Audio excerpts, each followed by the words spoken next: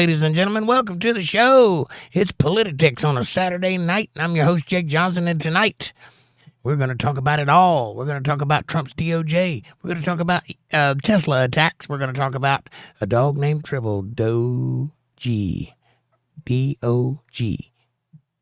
A dog named Tribble. And the good news. It's not all bad. Some of it's good. What's going on with you? How's life where you are? How are things? I am fantastic. Amanda says, hi, UntetheredLive family. Good to see you all. I hope everybody had a good day today. I had a wonderful day. Thank you, Jake. She's precious. Hi, how are you tonight? Heart and smiley face. Of course, she's talking about, are you ready, ladies? She's talking about Tribble the dog. Tribble, T-R-I-B-B-L-E, D-O-G. Tribble Deohgee. Right here. For your view and pleasure. John, you're first in chat. You get the gold star. Hello, John. How are you, sir? John says, hello, family, double heart. Amanda says, John, here's your gold star. And hi. Patty's here. She says, hello. And Amanda says, hi, Patty. Patty says, hi, Amanda. Freddie Robles is here. Welcome, Freddie. Can you please play Follow the Drinking Gourd by Harriet Tubman? I don't know Follow the Drinking Gourd by Harriet Tubman, Freddie, but welcome to the show. You notice the title of the show is Politi-tics, so we'll be talking about politics tonight. If you want to hear me play guitar, come on a Wednesday or a Friday. That's more likely going to happen on one of those days. But I welcome you in, and please stick around, see what you like. Tell us a little bit about yourself. Where you from? Who are you? And what do you want to talk about politically speaking? And John says, cute. Cute. This will make you hurt yourself. It's so adorable. Look at it. Just look at it. It's adorable. It's painful. Beautiful. Amanda says, hi, Freddie. Welcome. And she's adorable. Yes, she is. Gaming Life. Welcome to the show. Hello. Who are you? Where are you from? And what do you want to talk about, Gaming Life? Come on in. Take your shoes off. Wiggle your toes. It's going to be a good show. I got my hot cup of coffee, the obligatory cup. Tonight's episode is brought to you by this hot cup of coffee. Thank you to the people who provide the coffee for the show. This is a regular Joe. Don't you want to have a cup with me? Talk about politics, talk about the world. If so, go to the kitchen, pour yourself up a nice hot cup of coffee, and let's get this conversation on the roll. If you do not have a cup, you can get one in the description below. I recommend the first one. It has this face on it. It is fantastic. But there's a few other choices there. Quite a few more than used to be. Go check it out. You will not regret it. Also, like, subscribe, share, support, join, and super chats are available in the chat box if you want to show a little bit of love. You want to throw a little clang-a-lang my way if you want to VJ. You can do that right there in the chat box. So I appreciate you very much. And also, one last thing. If you'd like to have a place where you can go hang out with your buddies that you meet here in the chat, outside of the show, outside of the purview of old Jakester, you can do that by going to facebook.com/UntetheredLive family. All one word, UntetheredLive family. It's a great place to share pictures, videos, texts, and chats, and to keep up with all things Untethered Live Universe, all in the same place. So I appreciate your patronage and go checking it out. And back to the show. Oh, what a nice day it is today. John says, I got my pup today as well. Really? What kind of dog did you get, John? Amanda says, hi, Gaming. Long time no see. Gaming Life says, hi. Oh, my God. Right? Beautiful. Amanda says, oh, John. Gaming says, how old are you? How old are you, Gaming? I'm 247 years old. I'm one of those people on the Social Security list. Drawing Social Security at 242 years old. How old are you? And why would that be important?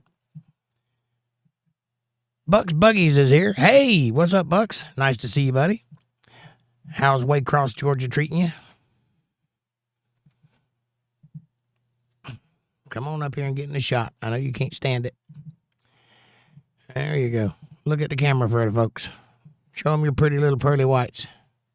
Look at that. Look at that punum. Look at that punum. All right. Amanda says, hi, Bucks. And John says, my pup's a husky. Oh, nice. You're not going to get any sleep at all. Those dogs are loud and obnoxious all the time, but they're beautiful. Buck says, I got pulled over by a state trooper because I took off too fast from a red light. That's odd. Did he give you a ticket or just yell at you a little? John says, fur ball. That's what I call it. It is a fur ball. Amanda says, LOL, Bex, you bad boy. You a bad boy. Well, I would have just told the state trooper, it's a ninja. You can't not take off too fast. That's what it was designed to do. It literally doesn't have a slow speed. First gear, 200 miles an hour. Come on. What do you expect? Anyway, that is the way the world goes. They like to get you for anything they can. I'll get you next time, Inspector Gadget. I'll get you next time. Am I that old? I'm that old. All right. Amanda says that's how she got her name. She's a furball, like a Tribble on Star Trek. Just needs to color her pink. No. Tribbles are not pink. They're this color. Some of them are that color. But most of them are that color because that's the color they had. Buck says no ticket. He was really nice, cop. And he said, don't be stupid. Once again, I would say, it's a ninja. You can't not be stupid on a ninja. It goes really fast. That's what it does. What are you thinking? I bought a ninja. Stupid is not in my purview. Buck says, I told him I was trying to get ahead of the traffic. Right on. What? You can't be uncomfortable. You've been asleep all day. Women. I'm surrounded by women. Now I got one that whines all the time. And I got a puppy. I'm sleeping in a doghouse tonight.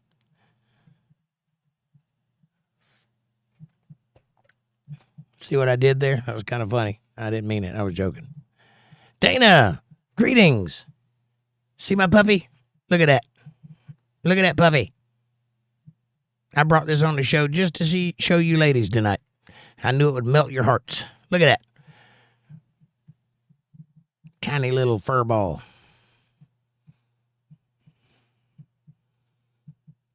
How are you, Dana? Amanda says, oh, dig that hole deep. Oh, yeah. And hi, Dana, hun. Patty says, hi, Dana. Amanda says, she's cuter than Jake is. Yes, but I have a mustache, and I know how to use it. Dana says, oh, how sweet puppy. What is her name? Her name is Tribble Deohgee. Tribble Deohgee. Meet everybody. Everybody, meet Tribble Deohgee. She's like a Tribble from Star Trek, a little fur ball that you sit on all the time. But coos and ahs is quite lovable and likes to sleep right there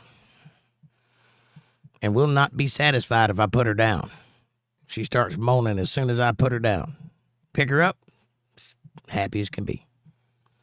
John H. says, woof, right on. She hadn't barked yet. I don't think she's the barking time. She's only 7 weeks old. She's part Shih Tzu and part something else. Dana says, hi, Patty and Amanda. Heart and heart exclamation point, retrospectively.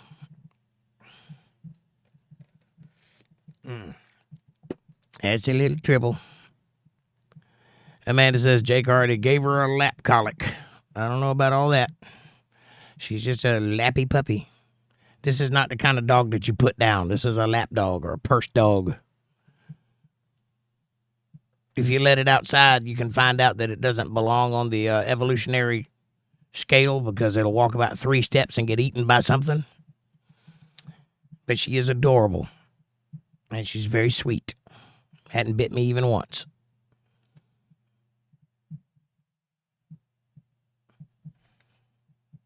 But I thought you guys would like to see her. This is my gift.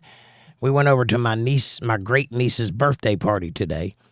And she's turning 3, I think. And there was a lady there that had this dog, and she says, Would you like to hold the dog? And, of course, Amanda said, yes, I want to hold the dog. So she picked it up and was loving on it. And the lady said she's looking for a good home. And, of course, Amanda looked right at me. And I said, no, I'm not a dog in the house kind of guy. And she says, but she's so cute. And I said, no. And she sat down and we visited a while. And I thought about it and I thought about it and I thought about it. And I come to the conclusion that if mama ain't happy, ain't nobody happy. So I went and got the dog and I asked her if she was still trying to get rid of it. And she said yes. And I picked her up and I said, I think she's found a home. And here she is in my lap, in my house. Happy wife, happy life. Boys, pay attention. And Dana says, she is so cute. Yes, she is. Amanda says, 2. She's turning 2. Sorry. She's a very big child. Dana says, LOL, Jake, she melted your heart. Well, we won't talk about that. Little shithead.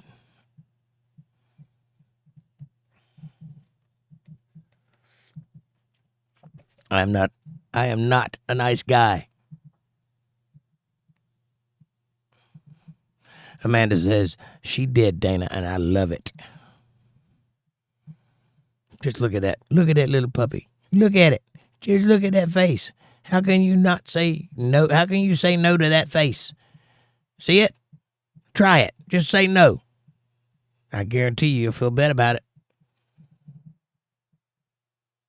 I think she wants to go for a ride on the Ninja. Ride on? Oh, I'm definitely taking her on the Harley. You can believe that. I ain't. Damn thing ain't getting nowhere near my Harley. Anyway, what are you guys up to? This is what I've been up to all day.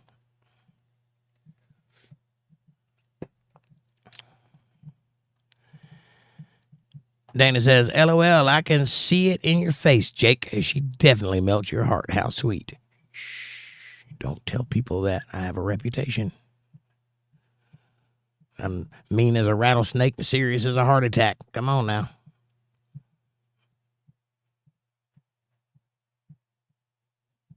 Amanda says she rode in Jake's lap all the way home, LOL. She hadn't left my lap, actually, for just to get fed, and that's it, and go pee. Right back chewing on me. Look at it. Ow, ow.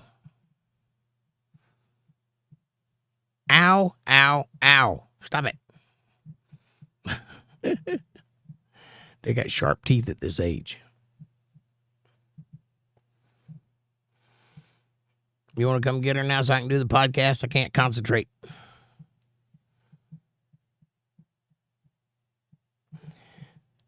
Dana says, Amanda, smiley face, heart, heart. Bucks Buggy says, maybe she's our Harley dog. I had a dog named Harley one time. Maybe.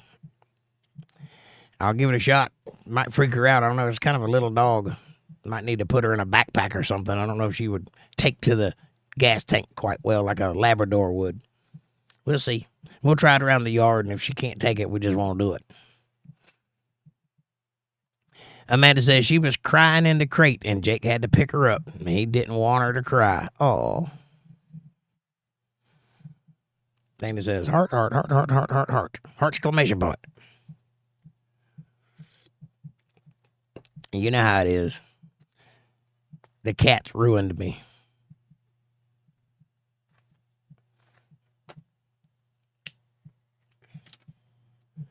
But it's nice to have a dog, especially when you're here by yourself during the day when I'm at work. It's nice to have one here. So even if it's a little one, it can make noise. Rohan, AI Automations says, what see you? I see you currently. How are you doing, Rohan? Welcome to the show. Tell us a little bit about yourself, where you're from, who are you, and what do you want to talk about? What cigar is that? UNC. I don't know what UNC, I guess you mean Unk. I'm not your uncle. And that is not a cigar, it's a cigarette. Yeah, Unk, I got it.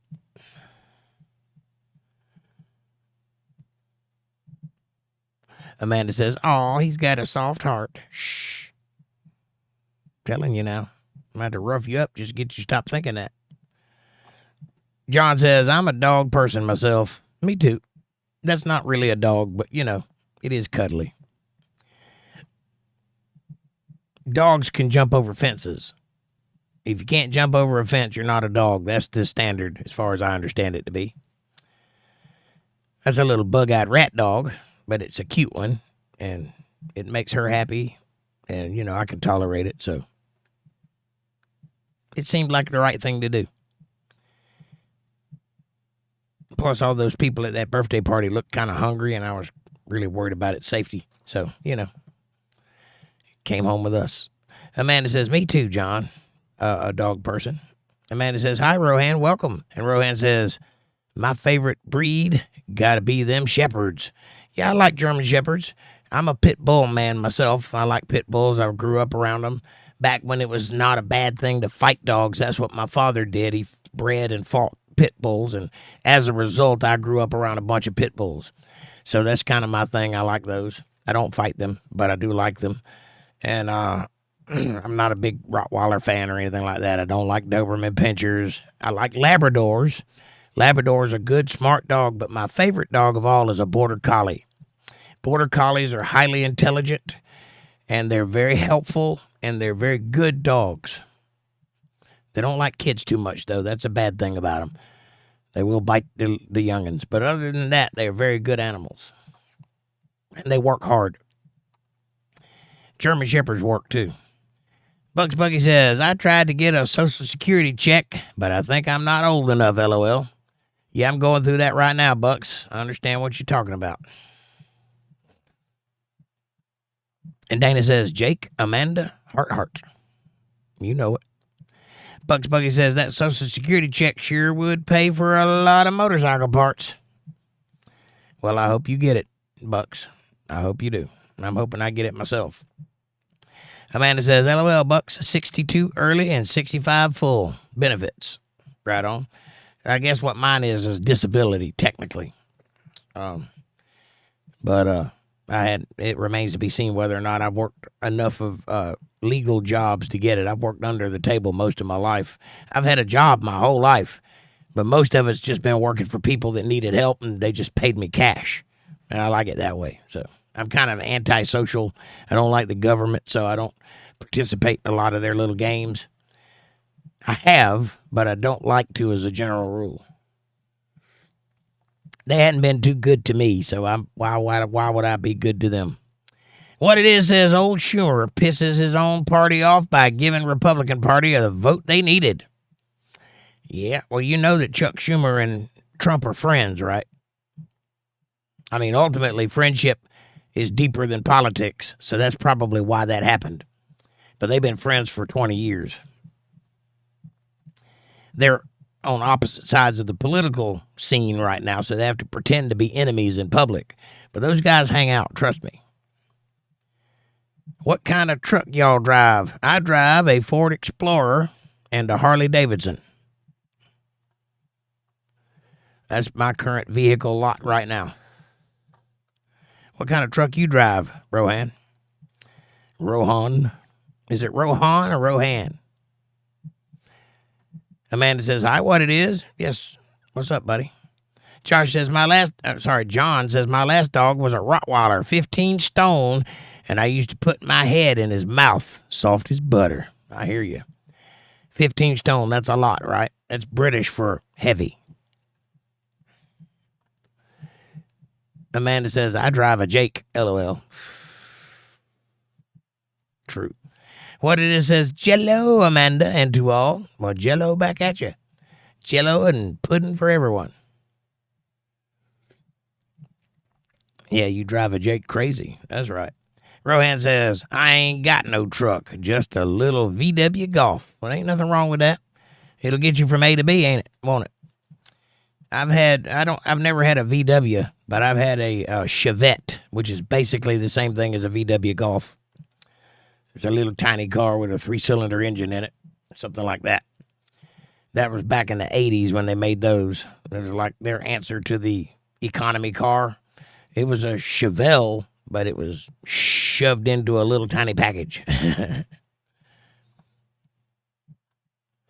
John says, I'm a bike person. I can't stand cars. I hear you. Is it a political thing? Are you scared you're going to ruin the economy, or you just don't like going fast? Or you just grew up in the city and never had the need for a car? Because I personally love driving. I feel like I've got freedom when I have transportation. I still feel the call of the wild, the call of the road. You know what I mean? America's like that. We got a lot of really long roads. I know you do in Britain too, but Britain's a pretty small place. America's very vast, and it breeds the desire to go out yonder and see what's going on and be part of life, see what's happening on the other side of the world. So that's why we have the car thing here. Patty says, I've driven a VW all my life. Yeah. I wouldn't mind having one of those punch buggies or one of those VW vans. I think those would be cool to have. I'm a van guy. I like vans. I like a van more than I like a truck. I would drive a truck. Don't get me wrong. I like trucks. I have a SUV right now. But I prefer a van, a big one, like a Econoline. Extended Econoline with the double doors in the back and the double doors on the side and the captain chairs all around. That's what I like. I'm into that. I can put everything I need in a van and lock it up. I like it. And I can live in it if I have to, which is practical. And I'm very practical. I don't care about what it looks like. I don't care if it's got dents or scratches all over it. Hell, I don't care if it's spray painted like Rust-Oleum. If it runs good and it's comfortable, I'm a winner. Buck says, yep, I haven't put in much time either on the workforce, but I have my own business since I was around 16. Right on. Yeah, I've done a myriad of my own business type things where I've just done work for people, but most of the time I'll go find somebody that builds or that creates something, and I'll hire on and help them do it, and they'll pay me cash, and I've done that most of my life. I've never not needed a job. I mean, I've never needed a job. I've always had one. Even when I was 11 years old, I had a job. I don't remember not having a job, really, but I haven't always worked for a paycheck, stub, and all that stuff. Amanda says, I'm a Chevy person. Camaro, Chevelle, and Nova. Or a Pontiac Firebird, which is a GM product, if I'm not mistaken. Chevy, Pontiac, Oldsmobile, all the same thing. If I were going to drive a car, I would prefer it to be an Oldsmobile or a Thunderbird or something like that. One of those big cars. I'm a big car guy. I don't like tiny little cars. I don't like having to squat down to get in the car. I want to fall in it and have enough room to lay down should I desire to.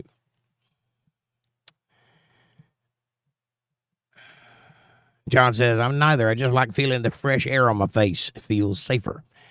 It probably is safer. And Rohan says, Uncle Sam gonna take your rights away with all them new electric cars. I wouldn't get one of if I were y'all. We don't support the electric car thing in my family. I think that's a giant mistake. I really do. And I also don't support driverless cars. I think that is a tremendous, stupendous mistake. And also, basically, electric cars are a scam. Because as long as you have to plug it into the grid to charge it, you driving an electric car ain't doing nothing. It's actually cheaper on the environment to drive a gasoline vehicle. It actually costs more to the environment to charge that electric car.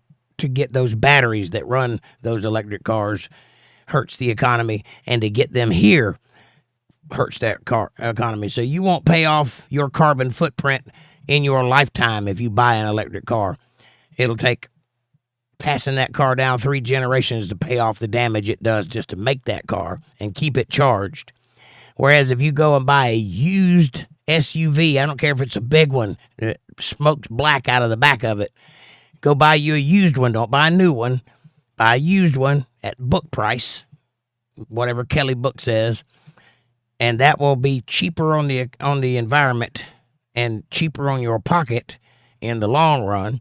Now, if you do like I did, it took us a while to find my truck because I had specific parameters, and I told my girlfriend what to look for, and she went and found it. And she told me the whole way there's no way you're going to find that. There's no way. And she kept showing me these other cars that were way up in the price. And I was like, no, I want this price. And she found one for $1,500, sight unseen. I said, let's go look at it. We went and looked at it, and it was clean. I mean, not a scratch on it anywhere. Clean interior. There's a couple of places where it was ripped, but other than that, it was all clean. The engine was clean. The oil was clean. The undercarriage was clean, and it had new tires all the way around it. I said, how much you want for this? He said, $1,500. I said, I'll be a buyer at $1,100. And he went. So we got that truck. It was a 1999 Ford Explorer for $1,100. Now, you go look at the Kelley Blue Book value of that truck. The Eddie Bauer edition. It's got the sunroof and the extra stuff all in it. Has a digital radio. That's aftermarket, but it's a digital radio. And it's a little lifted up off the ground. I think it's got running boards. I'm not sure. I can't remember. Whatever the Eddie Bauer has. $1,100. That is a solid buy. No matter how you look at it, that's a solid buy. The truck runs like a dream. I've not had one lick of trouble out of it, and I don't anticipate having any. Everything on it works. It was a great buy. I bought it from a young person that did not realize what he had, and he just wanted some money in his pocket. $1,100 out the door, tax tag and title is mine. Now, you tell me that driving that thing for the next 10 years is more damaging to the environment than if you went out and bought a Tesla and all the things that go along with the Tesla, i.e. where the battery comes from, how it's made, how it's shipped here, and how you have to keep charging it every day. And what that does, the charging comes from the coal-fired power plant. So you're burning coal on a daily basis to charge that thing somewhere. It may not be on your dime, but that does not mean it's not hurting the environment. So check that out. Buy you a nice used car. That's the best way to go. And also, it don't cost that much. So if you drive it for a year, it's paid for itself. So if you get 2 or 3 years out of it, go buy you another used car. And you can keep doing that, and you will never have to spend the kind of money it takes to buy a new car ever. And 10 cars, you will not have spent the money it costs to buy a new car. So trust me, it's better that way. If you can stand driving around in a beater. And if you're one of those people that need a new car, by all means, but don't bitch about it. You put yourself in that position.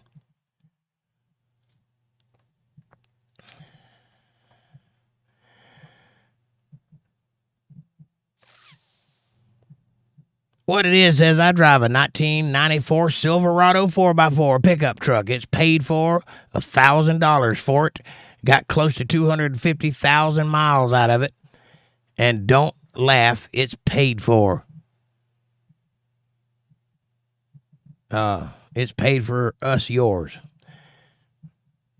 Is yours. Yes, mine is paid for. And nobody's laughing. I think that's a solid buy, what it is. I think a 1994 Silverado in any kind of good condition is a great vehicle. They're tough. They last a long time. It's a GM, so you can get parts for it anywhere, and you got plenty of room under the hood to work on it. That's a great buy. I like Silverado. I support that. Also a Yukon, or the other one. What's the other one? I've had one before, but I can't think of what it is. Not the Yukon, the other one. No. It's not an Envoy. Nope. It's like the opposite of a Yukon. They look exactly the same. All I can think of is an Escalade, and that ain't it. That's a Cadillac. You know what I'm talking about. Suburban, yes. I've had a Suburban before. That was a great truck. It has lots of room, big cab, big place where you can work under the hood. Everything's GM. The tires are a bit expensive on a Suburban, but that's it. Everything else is pretty much pretty cheap.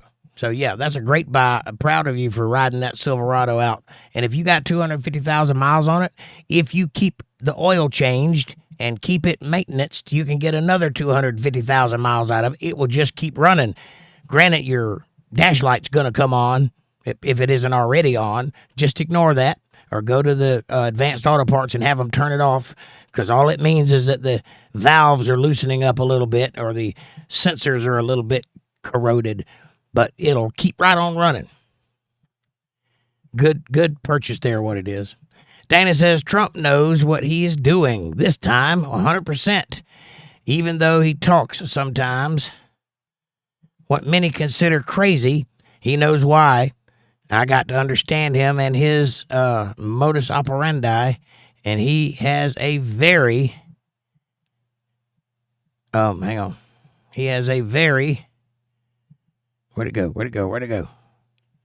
He has a very difficult task in front of him, and he is doing what's right. I agree with you, Dana. And yes, here's the thing about Trump, and it's taken people many years to understand this who are actually paying attention. Trump says a crazy thing up front. He goes way overboard up front because it gets everybody talking about it. And once everybody's talking about it, then he negotiates his way back down to something reasonable where everybody's a little bit put out, but everybody gets a little bit of what they want, and that's a good negotiation. It's a tactic. He's been doing it his whole life. Go back and watch any of the deals he's done. If he wants $10, he'll ask for $300. That's ridiculous, right? Everybody will start talking about how ridiculous $300 is, but he gets you into the conversation, and then he'll walk it back to 20, and he'll get 20 out of it. He wanted 10, he got 20, he could have got 30, but everybody's happy, right? That's how he works. And if you pay attention, every single time he makes a suggestion, that's what he does. I'm going to just take Greenland. Well, no, he's not. He's going to offer Greenland some deals that gets business happening in Greenland. He's not going to take it, but that's what he said up front because everybody's going to talk about it. It's on all the news channels for free. See how he does that?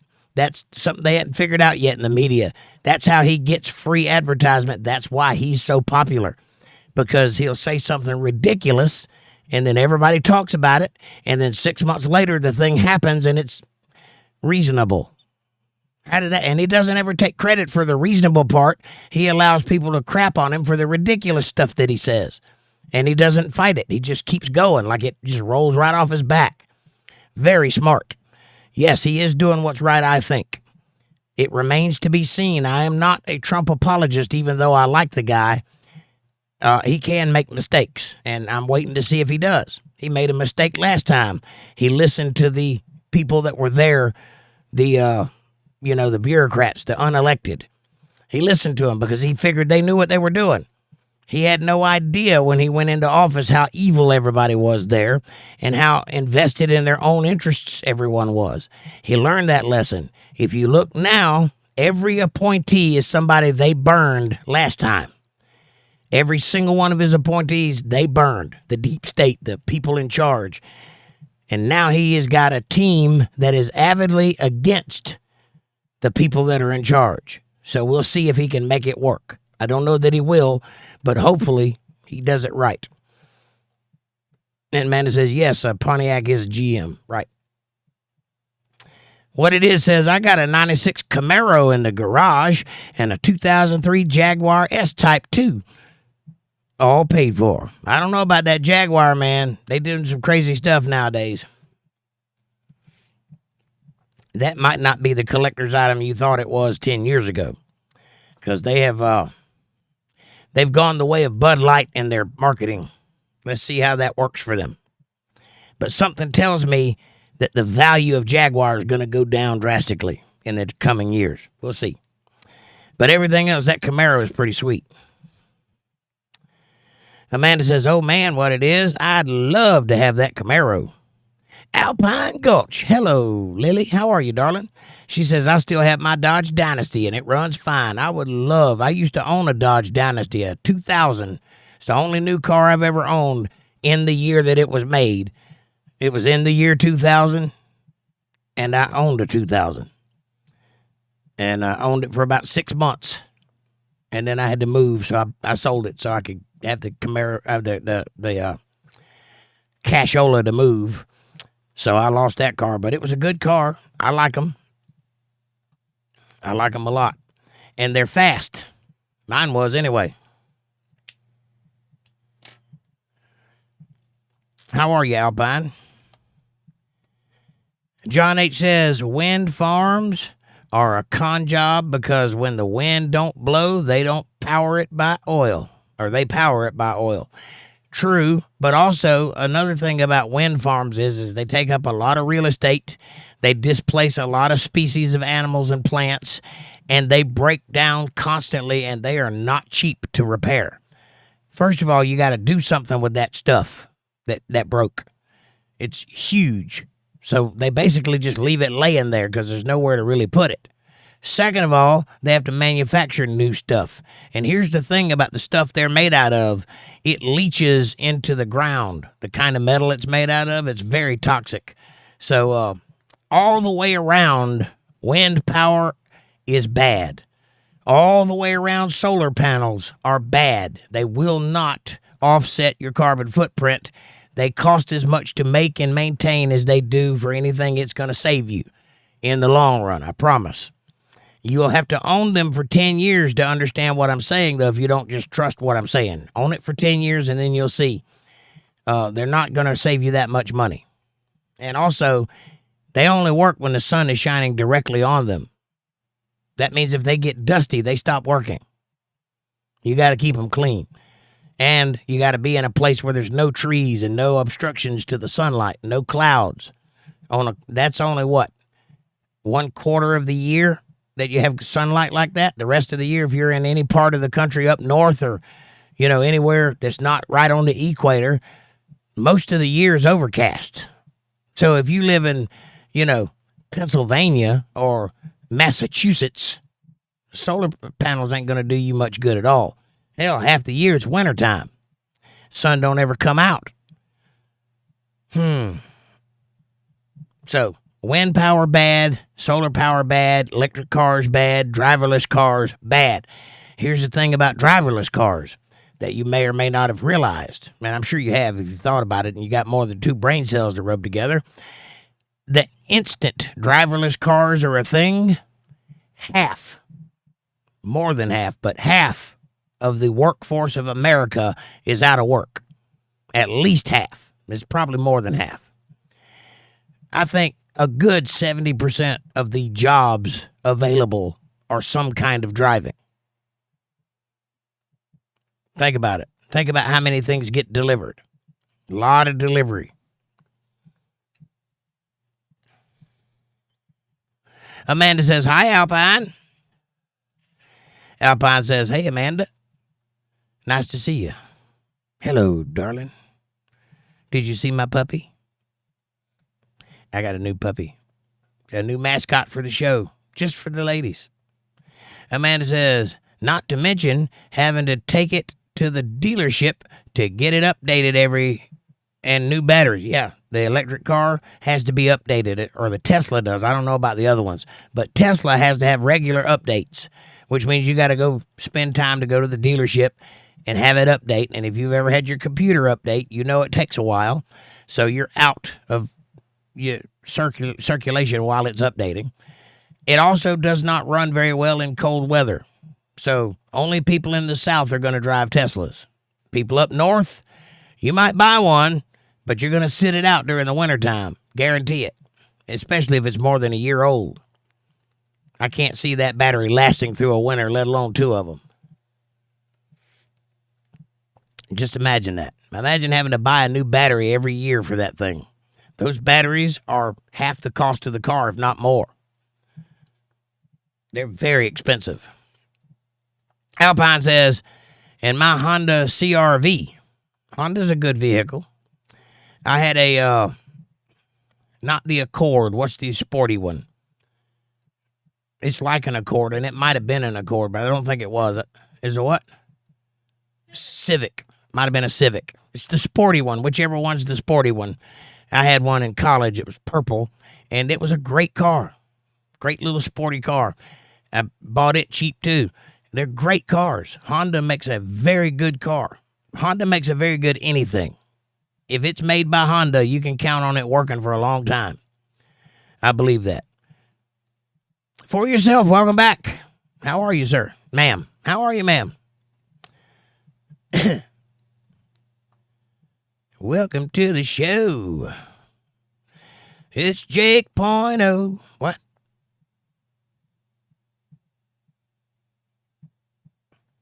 Amanda says, hi for yourself. Welcome back. For yourself says, thumbs up.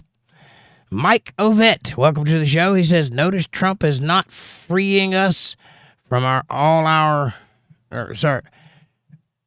freeing us from our all capital names enslavement. Yes, Mike, when you're born, you're given a receipt for your birth. It has a number on it. That's a stock number, and it is your Social Security number.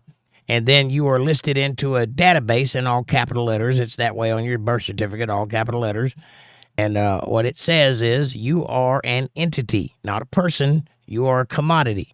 And it is then traded on the stock market for capital gains and whatever other things they do with it. And I'm not sure how that works, but they do trade it on the stock market. And that's the way it's always been. And that's the way it still will be. Believe it or not, Trump is a president of a corporation. That corporation is America Incorporated. If you don't believe that, pull up the paperwork. They keep it in Puerto Rico, of all places. Amanda says, hi, Mike, welcome.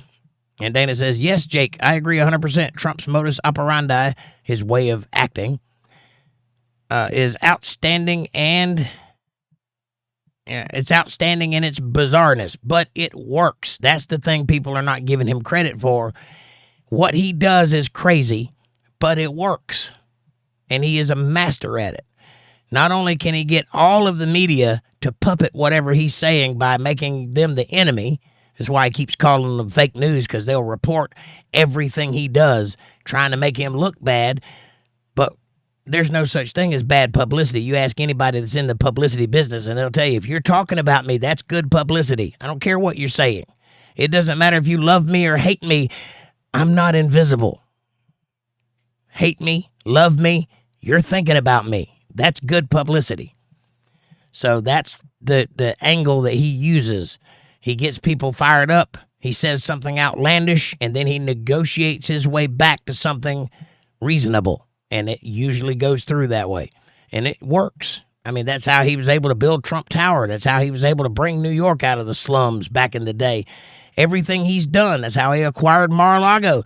He bought Mar-a-Lago for half of what they wanted, and he got them to throw in the ornate furniture for free, which he then turned around and sold for millions of dollars. The guy's a deal maker, bar none. Look into how he acquired Mar-a-Lago. Look into all the details to that, and you will see a mastery of salesmanship happening. He bought that place and flipped it and ended up still owning it, but flipped everything about it and quadrupled his money. It was a perfect purchase. Go look it up. It's wonderful. John says, in Britain, Keir Starmer is stripping sick benefits of 3 million people in the UK, but they're paying Ukraine again. Yeah, because Keir Starmer is a globalist. Trump is not.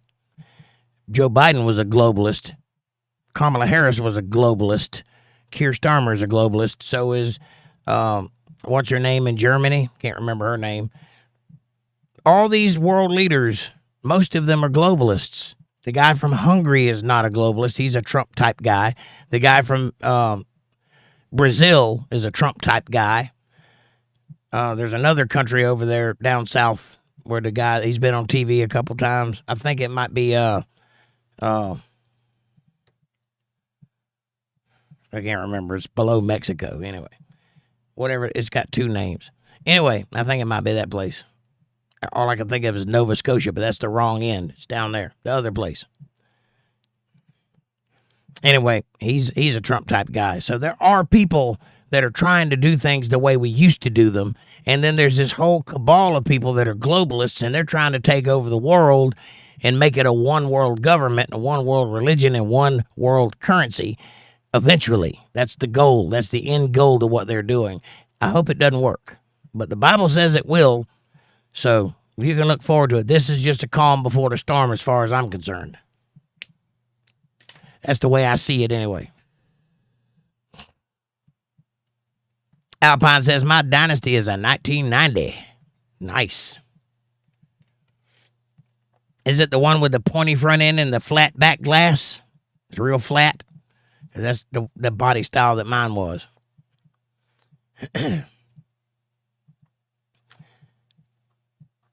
Patty says, I took my Toyota van for Freon last week at the dealership. $3,000. Wow. It cost $3,000 to put Freon in your van?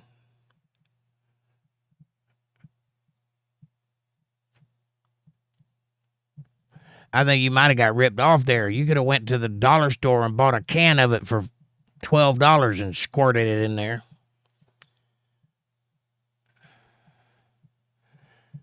That's the thing they really should tell people, that you can buy. It's called something else. It's not called Freon. It has a number 1 and a number 2. You get the number 2. It's a can about that big, and you can buy them as $12 a can. And you can buy separately a little thing that you attach to it, and it's got the little hose that hooks into your little thing on the inside of your truck. And you can squirt that in there, and it'll work just like Freon. $12.99 the last time I bought some.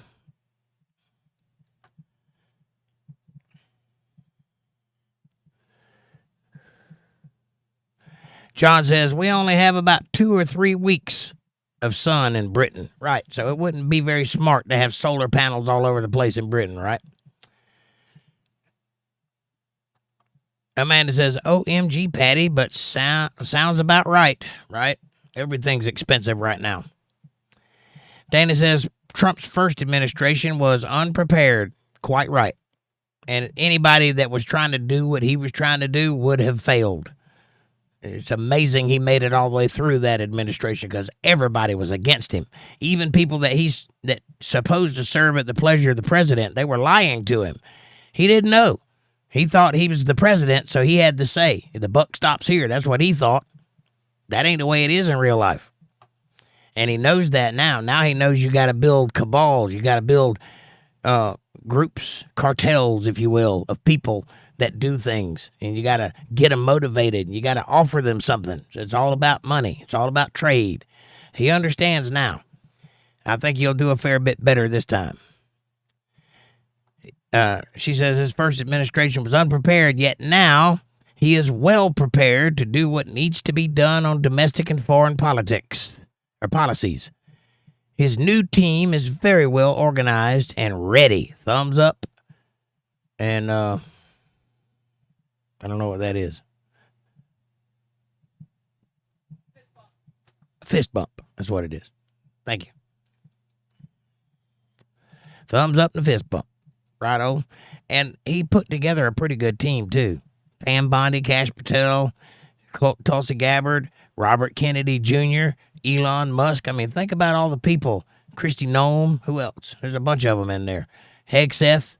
He might not be worth a lot. He might not even be a good guy, but he is good for the job that Trump hired him to do, and we'll see if it works. And he's even got Chuck Schumer siding with him. Chuck Schumer, the bad guy. You know the guy? That guy is agreeing with Trump. He just signed a thing with him today, and all the Democrats are mad at him for it. I don't even know what that thing is because I haven't had time to look at it today, but I know that it happened, and that's amazing. It's amazing that that guy who has been anti-Trump all the way just signed a bill with him. Might be the right thing to do. That's what I'm thinking.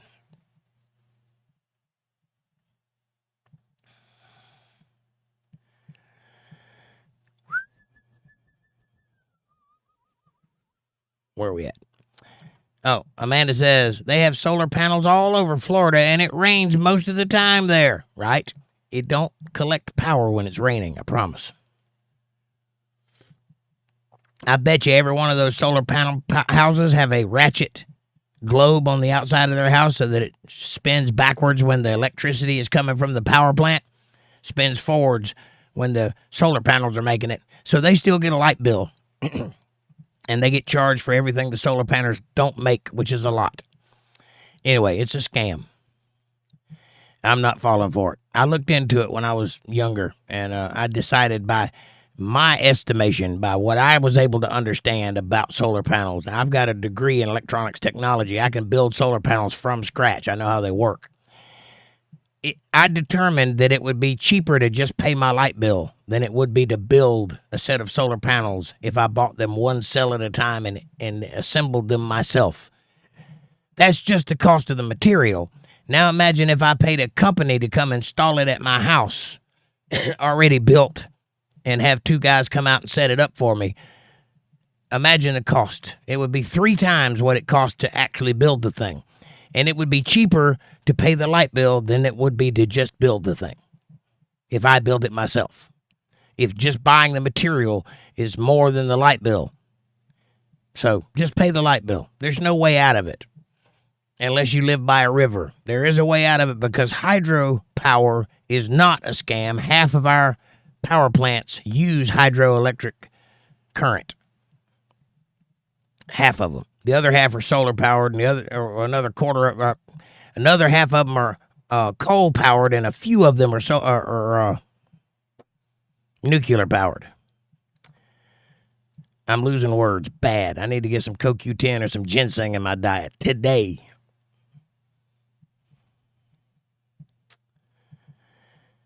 Patty says, I have to drive van. Son laid Harley down, but still down. Boy is still down. That's not good. You have to drive a van because your son laid his Harley down and he's still down. Does that mean he's hurt? Did that just happen? Or has it been a while ago? What happened to AG Aaron Barr? I don't know. I haven't heard of anything about AG Aaron Barr. You mean Bill Barr? Look into Aaron Barr. I don't know who that is. I know who Bill Barr is. But I haven't had time to watch the news today. I've been doing birthday parties and dogs all day, and podcasts, so I haven't had time to look into it. But if something has happened, I'll find out tonight. What it is says the Jaguar is a cool, ripe, paid $1,500 for it, and it cruises and also likes to take newcomers when driven above the speed limit. Also, I have a Mercury Sable V6 motor, and that model has 160 miles per hour on the speedometer. Right on. Yeah, I like a Jaguar, the older ones. I like those. But what the company is doing is not a good thing. It's not a good look for Jaguar. They have an iconic company that will stand the test of time. Why are they screwing it up on purpose? That somebody made a decision to make those new commercials and to change the logo. Why would you do that? Are you trying to go out of business? I don't know that. It's a great car. Leave it alone. People will buy Jaguar. Leave it alone. Don't rock the boat, as they say. And that Mercury Sable is a good car, too. I like Mercury. Mercury and Oldsmobile have always been good cars. Dana says, my car is a Pugo. I don't know if I'm saying that right. Puego? I don't know. 508 SW. Not a big car, yet I like it. Nice. I've never heard of a Pugo or Puego or however you say that. That must be a French car. Definitely not American made. Amanda says, LOL, Dana, I've never heard of them. I'm going to have to check that one out. You know what kind of car I do like, though? And I've owned one. An Opel. Anything that's made by Faux Hill is a good, in my opinion, a good car. They make BMWs. I think they make the Cadillac SD or whatever that little Cadillac is that, you know the one. Might be CL or something, whatever, the little Cadillac. I think they make that. They make BMWs. They make the original Lexus. I think somebody else makes them now, but they started out being made. They're handmade. They're handmade cars, the Opel, from what I understand. I don't know for sure, but that's what I've read. And the Opel that I had was a beautiful car, very well crafted. I loved it. And they also make, I think they make the Mini Coopers, if I'm not mistaken. I might be wrong about that. Maybe Morris has its own company, but I think Morris was consumed by Opel. Anyway, anybody from Britain tell me what the deal is with Opel, because I'm not real sure. but they're good cars. Amanda says, LOL, Dana. I've never heard of them. I'll have to check that out. I read that one. Fab Daddy, it's a French thing. Right on. How you doing, Fab? For Yourself says, I wish I could time travel back to 1805. I would go to Scotland and join your regiment, the 42nd Regiment, Scotland Infantry. Right on. Well, it's not my regiment. I was born way before that. I was born the day after God invented dirt. But, Scotland's in there somewhere. Yes, it's a beautiful country. What you want to do is go back and join William Wallace. That guy was a freak. Not at all like the Mel Gibson movie. That guy wore people's ears around his neck like a necklace as trophies to people he killed. But he won. So, go figure. Or he won in spirit. I don't know if he technically won. I think England might have technically won, but they're still independent, so there's that. Although it probably won't last. I think England still wants Scotland. We'll see. Amanda says, hi, Fab. Fab Daddy says, hi. And Amanda says, that's a pretty car, Dana. I like it. I've never seen one. I'll check it out after the show. Pwago. How you say it? I'd love to drive one of those foreign cars. Is it got the steering wheel over here, or is it normal? For me. I know, just normal over there. We're the weird ones, but it feels normal to me. Everybody else in the world drives on that side of the road. We drive on this side of the road. Yeah. Patty says, post-cereal family summer home. Right on. What? What it is says, Mar-a-Lago was bought from the Post.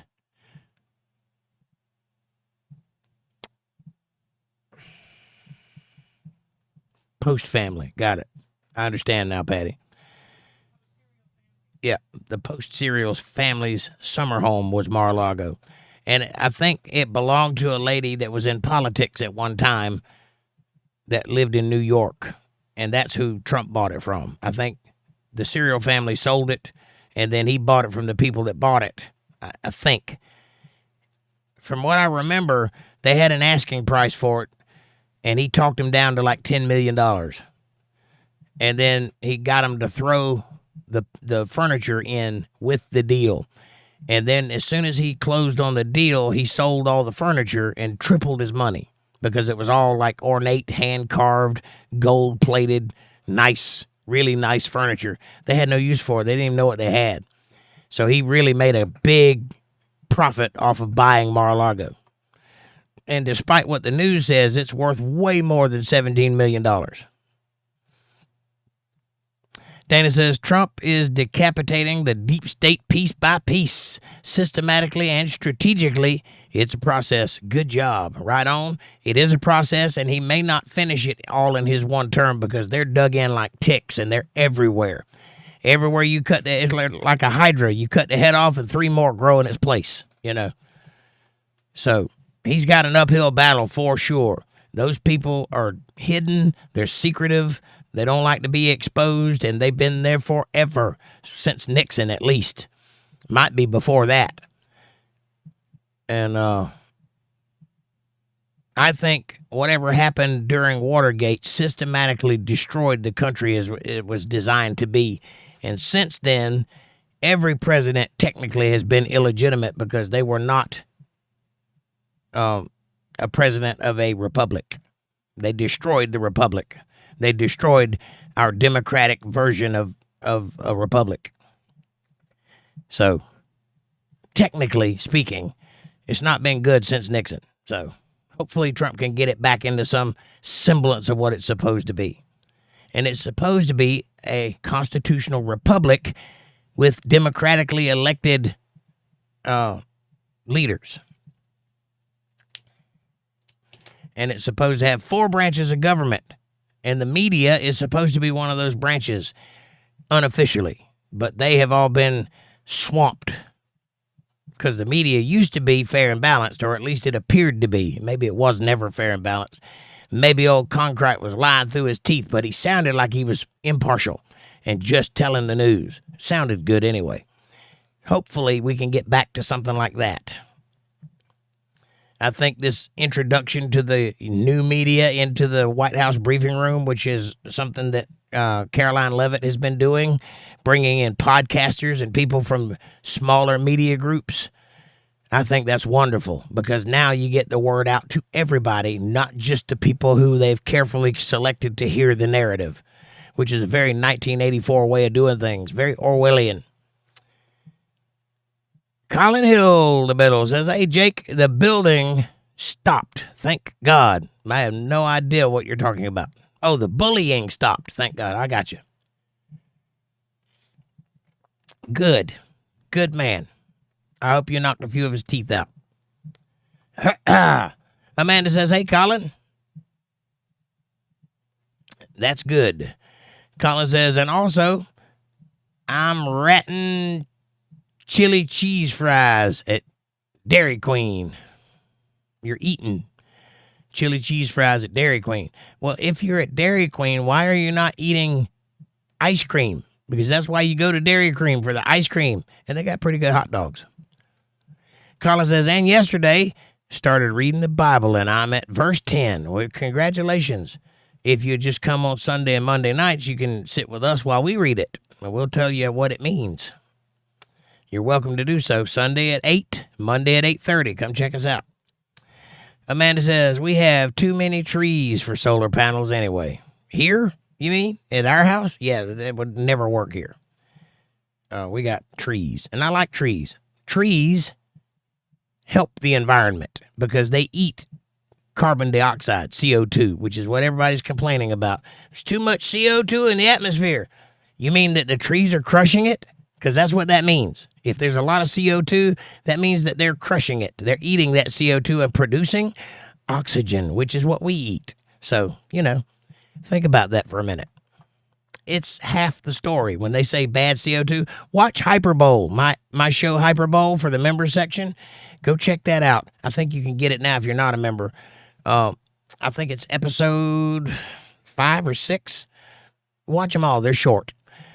Under 30 minutes. Anyway, one of them is about oil and CO2 and carbon emissions and the big narrative and how it is carefully presented to people like a cartoon, like 3-year-olds can understand their narrative because they've carefully crafted it so that it's easy to understand and a complete lie, by the way, i.e. fossil fuels. Oil is not fossil fuels. It does not contain any fossils.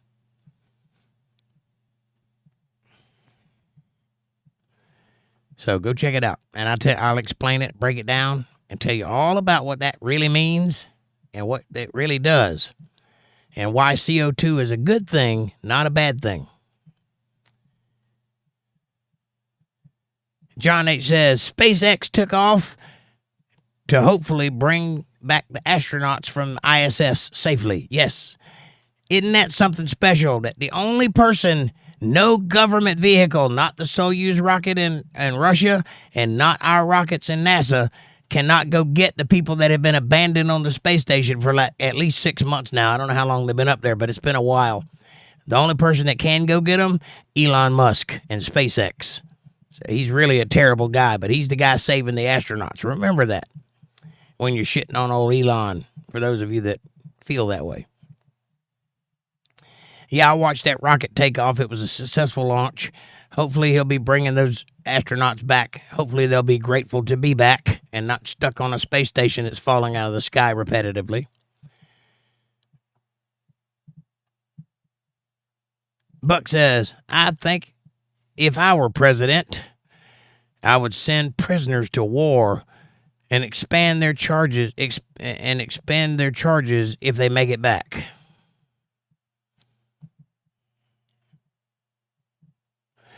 I think that's a great idea. I think I would send them to war, but I would give them the option to go to war. And if they go to war and make it back alive, their sentences be commuted. And I think that should be that way for all nonviolent crimes. All nonviolent. If you're a murderer, you need to stay your ass in jail, period. If you're a rapist, you need to stay your ass in jail, period. But there's a lot of people in jail for nonviolent crimes.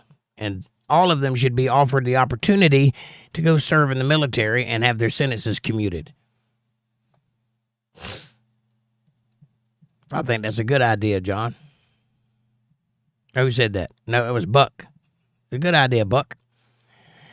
Patty says, AG Bill Barr. My bad. Yeah, I don't know what happened to him. Has something happened to him? Bucks Buggy says, expunge. Have their sentences expunged. Right. Commuted is the word you're looking for, but yes.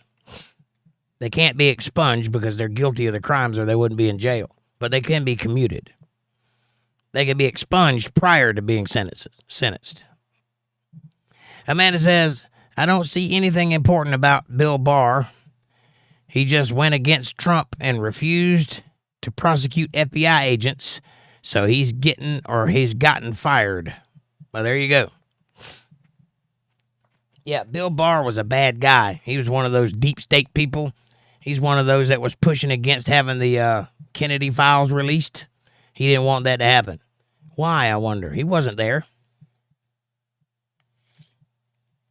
His daddy might have been, though. You know, Bill Barr comes from a line of people that did interesting things. You know, Bill Barr's daddy was one of the lawyers involved with the Epstein business, from what I understand. Think about that. It's almost like it's... Huh? Yeah, he was involved in the Epstein stuff, too. So think about that. And he was involved in the JFK stuff, according to Amanda. So it's almost like it's in family. Like, what do they call that? When you pass down? Nepotism. Nepotism is real, folks. Keep it in the family. Keep the weirdness in the family. Buck says, it would be cool if you played Linda on My Mind while I'm lying here with Linda on my mind. Yep, that's a good song. I don't know that I know it, but I would play it for you if I were playing guitar tonight. John says, Britain sold off AIM. Britain sold off AIM, its car plants like Jaguar and Rolls-Royce, and Rover Mini.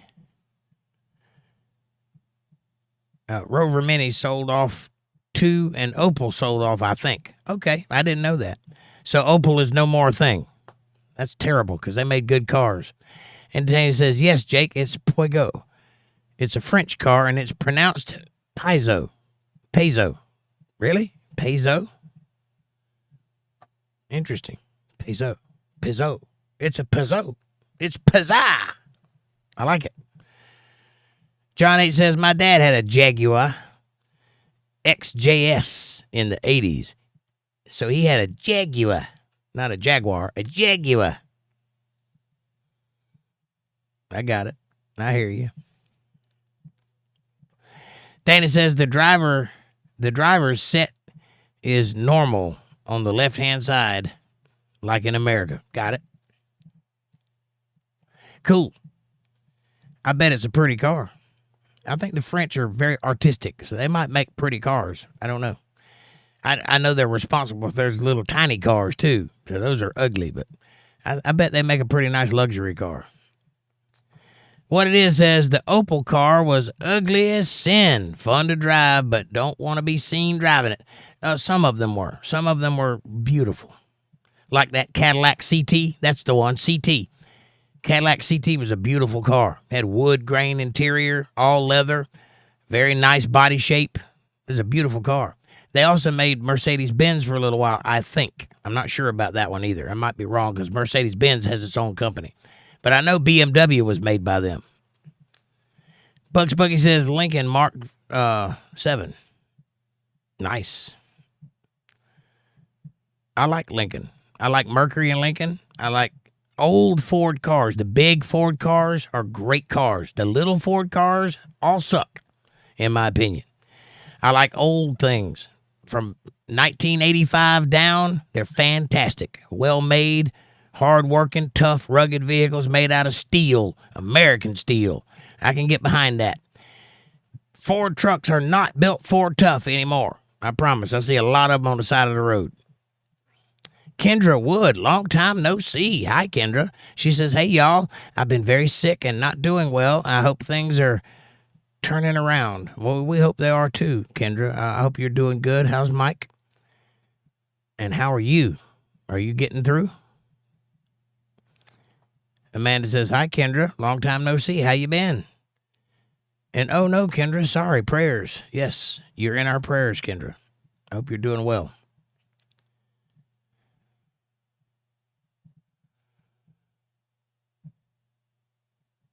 Colin says, I won't breathe till Jake reads this comment. Good idea or bad idea? Bad idea. Why would you not breathe? That's ridiculous. Breathe, boy. Kendra says, I got pneumonia and went into acute respiratory hypoxia. In a nutshell, I'm in respiratory failure. That's terrible.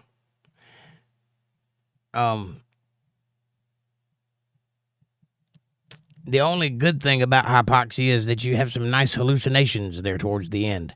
But I really feel bad for you on that one, and I'm praying that you'll get through it. And I hope that you can turn that around and come out of respiratory failure. That's not a good place to be. And we love you, Kendra, and we're praying for you. So I hope that you take care of yourself and get better.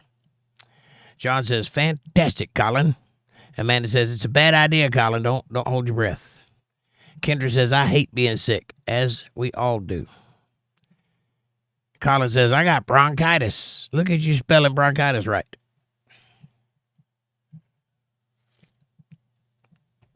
Bronchitis. John says, prayers, Kendra, get better soon. Amanda says, damn, Kendra, get well soon, girl. Kendra says, 9 days in the ICU and 4 in the unit. I'm not a fan of hospitals right now. I don't blame you. I've been there a bunch of times myself. It's not a good place to be. But you're tough, and you're a child of God. So say your prayers, gather your strength, and come out of that hospital. Come out fighting. Don't let it tear you down. What it is says America needs to be like it was in 1950s, minus the racism. I agree. There was a lot of good things about the 50s. It wasn't until Lyndon Baines Johnson in the Jim Crow era that things went all racy. It wasn't like that to begin with. To begin with, black families were doing way better than they're doing now. They were getting married and staying married. They were having children. They were starting businesses. They were owning homes. They were doing good. And then welfare came along, and they incentivized a man not being in the home, and they made the government Big Daddy. And women, for lack of wanting to do more than they had to, went with it. And men went with it too. So it's a bad... I mean, they were promised good things. It's not their fault. It's not like they tried to be lazy. It's just, it's easier to just get a check. You got everything you need. You got enough to eat. Why work? You know? Why keep a man around if I don't have to? If every kid I have gives me more money, but they take away money if there's a man in the house, why not just have a bunch of kids and be a single mother and get all that money? Which ain't that much money, if you think about it. But it's enough. It's enough to get by on. That ruined the lower class families. And we haven't recovered yet. Lyndon Baines Johnson was correct when he said if we get them voting Democrats, they'll vote Democrat for the next 100 years if we'll give them the welfare they're asking for now. Yeah. It was not good. I agree with you what it is. I think that there were a lot of good things about the 50s, especially the American dream part. That was the real good part. And that's what Trump means when he says make America great again. He's talking about restoring the hope and the looking towards the future and things being possible. That part. That's what he's talking about. Everybody knows that. They just like to have anything they can say against him. But everybody knows what he means when he says make America great again. And those who don't probably shouldn't be running around voting and stuff, because they really don't understand this world. But that's a beautiful thing to hope for, what it is, and I hope we can get there. Colin says, bronchitis is similar to pneumonia. Not even close, Colin. No, pneumonia is a completely different animal. Bronchitis is just a respiratory infection. Pneumonia is its own thing, and it's not good to have. Pneumonia is a buildup of fluid on the lung. John says, prayers to everyone who is not feeling well at the moment. Thank you, John. Colin says, bronchitis is fluid on the lungs. No, bronchitis is an upper respiratory infection which causes fluid to gather in the bronchial area, which is not the lungs. That's the middle of the lungs. But it is an infection. It's not just fluid on the lungs. Pneumonia is the same thing that they used to call pleurisy, which is where fluid builds up on the cell walls of the lungs and causes you not to be able to draw air in there because it's full. That's bad. That can kill you quickly. And there's several different kinds of pneumonia. Dana says, without CO2, everything will die. Correct. All things that are green because they're eating CO2. They eat CO2, and they produce oxygen as a byproduct. So it's carbon dioxide in, carbon monoxide out. And we take in, among other things, carbon monoxide and oxygen. So it's a symbiotic relationship. We can't live without trees, and trees can't live without us because we create the CO2 that they require to eat. Think about that. That means that there had to be trees and people at the same time. Or very close. They could probably spend the night without people, but not very long. You take a bunch of trees to Mars and plant them, and they'll all not grow.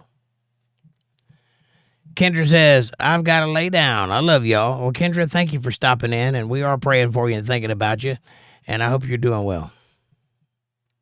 Amanda says, see you, Kendra. Get well. What it is says, oil has been lied about. It's an animal all of its own. Yes, the earth makes oil. That's what it does. It's one of the things it does. It makes oil.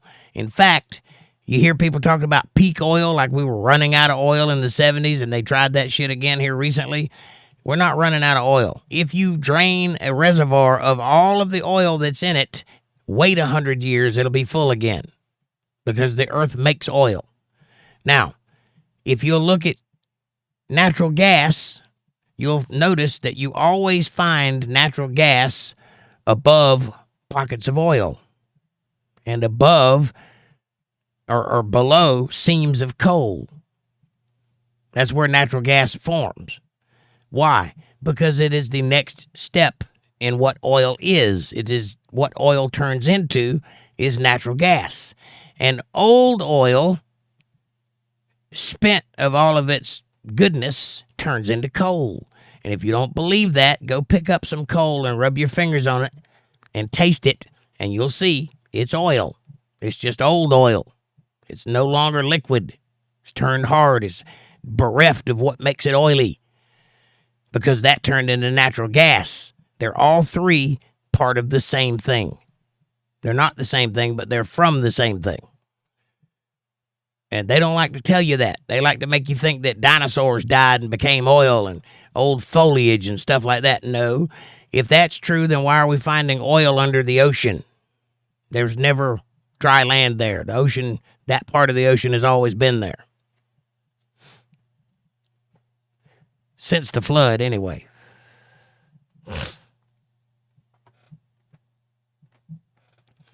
How come we don't find oil in higher plains, like on mountainsides before the tree line? Don't find oil there, but we find it in low areas because the earth makes it and it comes up in big, like lava. It comes up in bulbs and then it forms pockets in the place where water used to be. Water used to be under the earth, and so oil fills in those pockets, and then we go and drill it out. It's very interesting how that works. The water that used to be under the earth is now on top of the earth. We call it the ocean. It wasn't there before the flood. It was under the earth before the flood. And then when the water came out, all the land sank down to close up all the holes where the water was, and what was left over, the pockets, filled up with oil. Interesting. It's almost like water is part of that process between oil, natural gas, and coal. I don't know that it is, but it's very interesting that they occupy the same place in the world. Now, what is water? Nobody knows. Nobody has an answer for that. Nobody knows how it's made. Nobody knows where it comes from. In fact, the only thing they do know is that every ounce of water that is on this planet is the same water that started out on this planet. There's no such thing as new water. Rain is not new water because it's caused by convection from old water convecting up to the clouds and then raining back down onto the ground, going back to where it came from. It's a cyclical thing. So you're drinking 100% somebody's pee right now when you drink water. 100%. Might be dinosaur pee, but it's in there. It's always been there. It'll stay in there. Water does not renew. It's the same water that's always been here, every bit of it. Old water. And for that matter, how is it people dating rocks? You know why you can't date a rock? Because all rocks are the same age. All of them. The ones inside the earth and the ones outside the earth, all created at the same time. Patty says, I was in ICU for 5 days in January and with the same respiratory problems. Well, there you go, Kendra. Patty made it through. There's hope for you. Patty's a fighter. So take direction from her. She'll get you through it. For Yourself says, 1798, where Napoleon got defeated by General Duke. Maybe I don't know much. I know, sir, you don't know much about European things and dates. I know a little. I know who Napoleon was. For Yourself says, dates, right? Hang on, my chat jumped. Here we go. Curious Squirrel, long time no see. Hi, Curious Squirrel. She says, my uncle had an Opel GT. It looked like a Corvette. Yep, those are cool. Hi, Curious. How you doing? Long time no see. Hope you're doing well. Amanda says, hi, Squirrel. Long time no see. Curious Squirrel says, hi, Amanda. Alpine says, he keeps his Waterloos clean. Right on. Napoleon. I hear you. Dana says, Kendra Wood, prayers. Colin says, I'm okay. Right on. Dana says, bronchitis is a lung infection. When ignored and untreated, it will lead to pneumonia. Right. Becoming pneumonia does not mean it's the same thing as pneumonia, which is what I was saying. It is a lung infection. It's an upper lung infection. It's the bronchial area.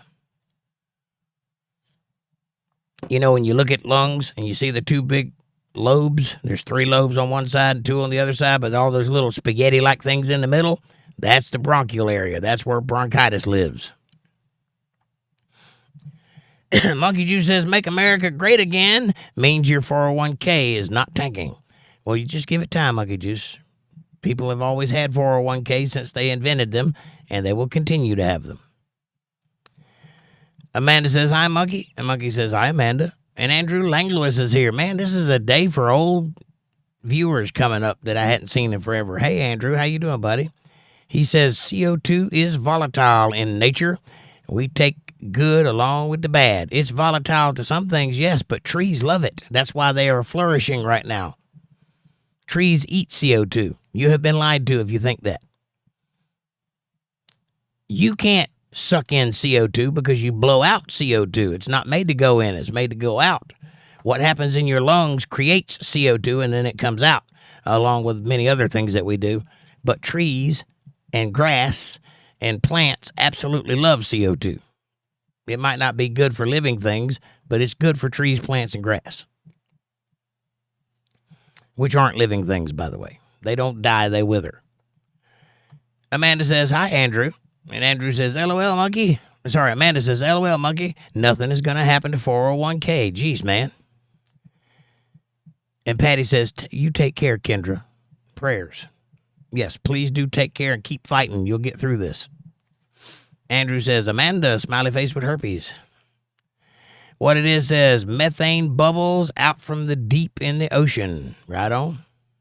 And you know what's underneath the methane? big pockets of oil. That's how you find oil. Look for the natural gas, and what's below it will be oil. That's why we drill in those places, and we get the natural gas and the oil, and then we sell it and make everybody rich. And John says, Jake, you're right. In Britain, they closed AIM coal mines and bring them back. I agree. We should bring them back.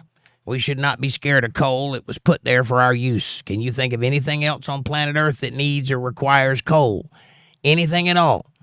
Is there any organism that eats specifically coal? Is there anything that coal does except for provide power for us? Yet there's a lot of it on the planet. It has no use except for people. Think about that for a minute. Dana says bronchitis is an inflammation of the bronchi in the lungs, and that causes coughing. Yes, ma'am. Andrew Langlois says the way that it sounds like is like water, H2O, hydrogen, and is nitrogen. Well, nitrogen and hydrogen, actually hydrogen is a special element. It's all by itself on the periodic table. I did an episode of Hyperbole about this. You guys need to go watch it. I'll explain the periodic table and how it works. It's actually like a chess game. Everything over here requires something over here, and everything over here requires something over here. And in the middle, it's a different thing, and there's different versions of it as it goes from non-ferrous materials, which means metal, to ferrous materials, which means metal. Not metal to metal, and everything in between. And everything requires everything else. It's a symbiotic relationship. Go watch that episode. I break it down and give you the science on it, and I am right. Despite the fact that it's exactly the opposite of what you'll learn in school, it is correct. CO2 is the opposite of something else. H2O is the opposite of something else, right? They work in tandem. That one needs the other.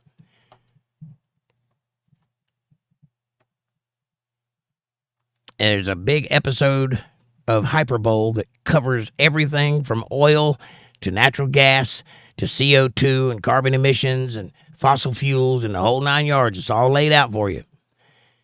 And then the reason that they try to pander it to fossil fuels is also in that episode. I explain why they do it that way and what the reason is to make it a real thing. And they're trying really hard. Dana says rain is a distilled water technically. Yes, it is distilled because it convects up into the sky by the sunlight. The sunlight causes it to evaporate, and it goes up into the sky, and where it collects in the clouds, and then it undergoes another process and comes down in the form of raindrops. It's mist when it goes up, it's drops when it comes down. So technically, you're right, it is a type of distillation. And it also probably cleans out. That's probably one of the Earth's way of cleaning the water. So to get out all those pesky peas and blood and all the other stuff that ends up in water, that's probably one way that we still have fresh water because of the rain. It's almost like God figured this thing out down to the details, the minute details, and then built a place that is fully functional without any intervention. It cleans itself, it repairs itself, it reproduces itself, it stays on a forward trajectory by itself. This thing we call planet Earth, it is a beautiful piece of technology. I strongly recommend everybody look into it in depth and then praise Almighty God for the great gift He gave us, this self-contained device that we live upon, the spaceship Earth. Amanda says, can't date a rock. They are not good company and won't open the door for you or pay the check. LOL. Right on. Absolutely true. Rocks are assholes. It's true. I know a few of them. What it is, say, people pray for our leaders and for world peace, and that these politicians have their heads pulled out of their asses. Right on. People do pray for that, but we're not ever going to have world peace. And our politicians probably ain't ever going to pull their heads out of their asses But everything else in that list, absolutely, pray for that. Andrew says, Jake, did you know that some plants thrive on burned soil? Yes, because burning things causes nitrogen in the soil under it. Yes, plants love nitrogen. It's a big boost for them. It's like cocaine for plants. The burn is what cures the impurities in the soil. That's one way. Yeah, there's other ways, but that is one way. And another thing that plants love is when you throw your used stuff away and then turn it over in the soil and let it mulch or compost, rather. Like if you take all your trash and put it in the ground, anything that's degradable. I'm not talking about plastics and shit like that. I mean all your leftover food, anything that's made out of clay or wood, anything like that. Throw it in a big pile and then turn it over. Dig it, like till the ground and turn it under the soil. And then put your trash, your plastics and stuff, and burn it on top of that. And then turn the soot over into the ground. That will be the best place you can plant anything. In fact, 90% of the Amazon rainforest is exactly that kind of land. It's man-made. And they did it that way, and it's one of the thickest, most dense jungles on planet Earth in that area. Yes, plants love burnt soil. That's why after forest fires, everything gets real lush and green afterwards because of the nitrogen. For Yourself says, it's a little funny. There's no egg in eggplants. There's no ham in hamburgers. And boxing rings are square. Nor pine in pineapples. Boxing rings are square and there's no pine in pineapples. True. And you park on a driveway and drive on a parkway. Also true. Things that make you go, And pigs have an orgasm that lasts 30 minutes. Did you know that? Amanda says, yes, Andrew, in Florida, the strawberry farmers burn their fields to strengthen their soil. We do that here, too. We have burn-offs all the time. You drive around and see people burning their fields. That's what they're doing. They burn off the hay that they grow. It's like wheat, but it's not the kind you eat. You know, the hay that grows out in fields, whatever that plant's called. And then they grow it up to, like, height of your head, and then they wait till it dies and it turns brown, and then they burn it. And they just catch the whole field on fire, and they go around it with a tractor and control the burn, and they burn it in sections. And once it's all burned and the ground is black, they come along with their tractors and turn it over under the soil. And they do that a couple of times, and then it rejuvenates the soil. And I don't know if you know about fallow land or not, but if you plant for more than a year on one place, for more than 7 years on one place, you can no longer plant on that thing. So the deal is you're supposed to plant for 3 years and then wait a year and then plant for 3 years and then wait a year. I think that's how it goes. It might be 7 years, but you get the idea. You're supposed to let your land rest, because if you keep planting, it'll eat all of the nutrients out of the ground and then nothing will grow there ever again. It becomes fallow. So one of the ways you can prevent that is by burning soil into the ground, burning the field off and then turning the soil over for a few times, let it rest for a year or so, and the nutrients get back in the soil, and then it's good to plant again. It takes a little time, but you can rejuvenate dead land.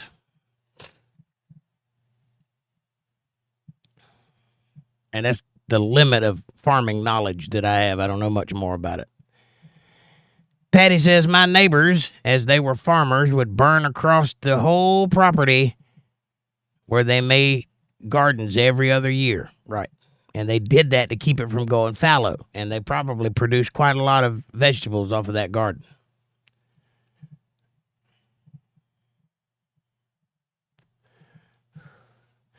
Amanda says it's Hyperbole episode number 6. If anybody's interested in watching that, that covers the natural gas and the coal and the oil and the CO2 and the fossil fuels and the reason that they want that narrative to be out there so badly.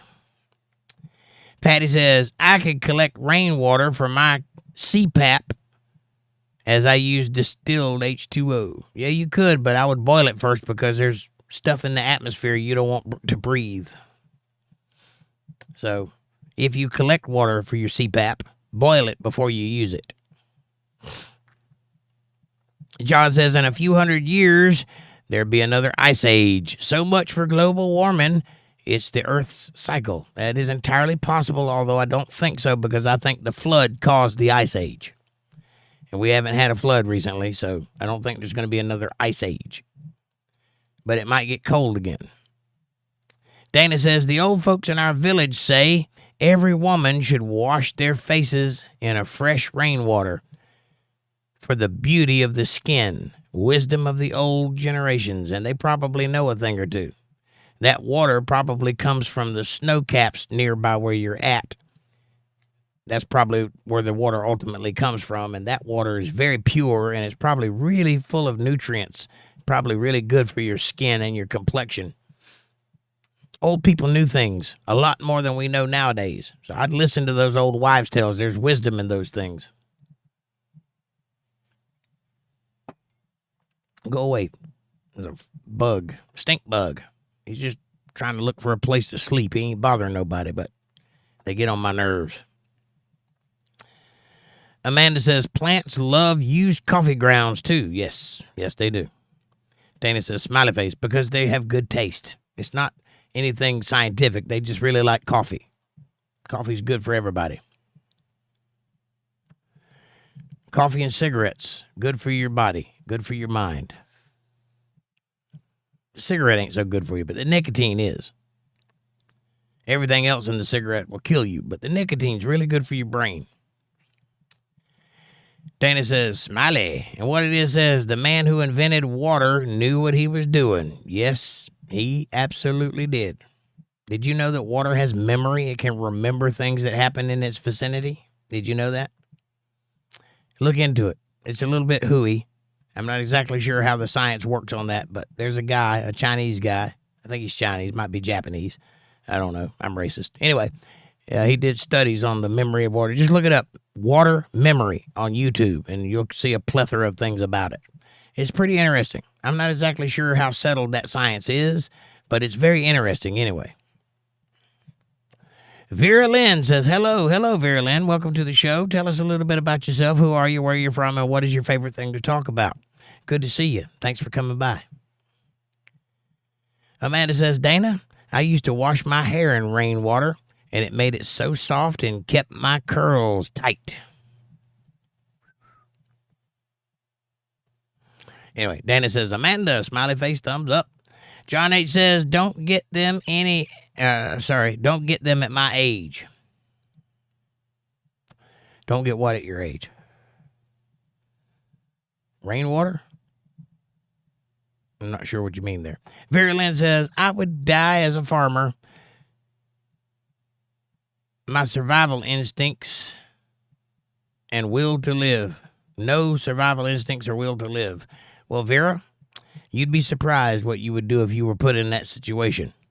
Hunger is a way of making people do things that they wouldn't normally do.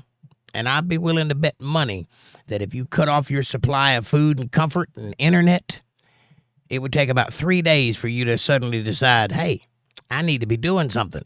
And then you would go outside, inevitably, and get into doing something. And pretty soon you would be a self-sufficient, strong human being that doesn't require sustenance from other people. That's the trick. As long as you're comfortable, you're not going to do anything. You have no survival skills or instincts. But if you're put into the world without comfort, without a net to fall back on, you will either sink or swim. And a lot of people do sink. But if you swim, you got what it takes. Might be a shock to people to hear it, but everybody ain't supposed to survive. Our opulence has made it possible for many, many people to survive that probably should have died off quite quickly. Unfortunately, good times make weak people, and weak people make bad times, and bad times make strong people, and strong people make good times, and good times make weak people. If you look back in history, you'll find out that I'm absolutely right on that point. Amanda says, oh no, John. Amanda says, hi, Vera. And Vera says, I would love an ice age. I would love to ride a woolly mammoth or a saber-toothed tiger, except for the fact that both of those things would eat you almost immediately. But yeah, that would be fun to ride. I agree with you. I think we should go back to the Flintstone way of living, except for those stone wheels, and that's got to be hard on your feet. Other than that, I'm down for it.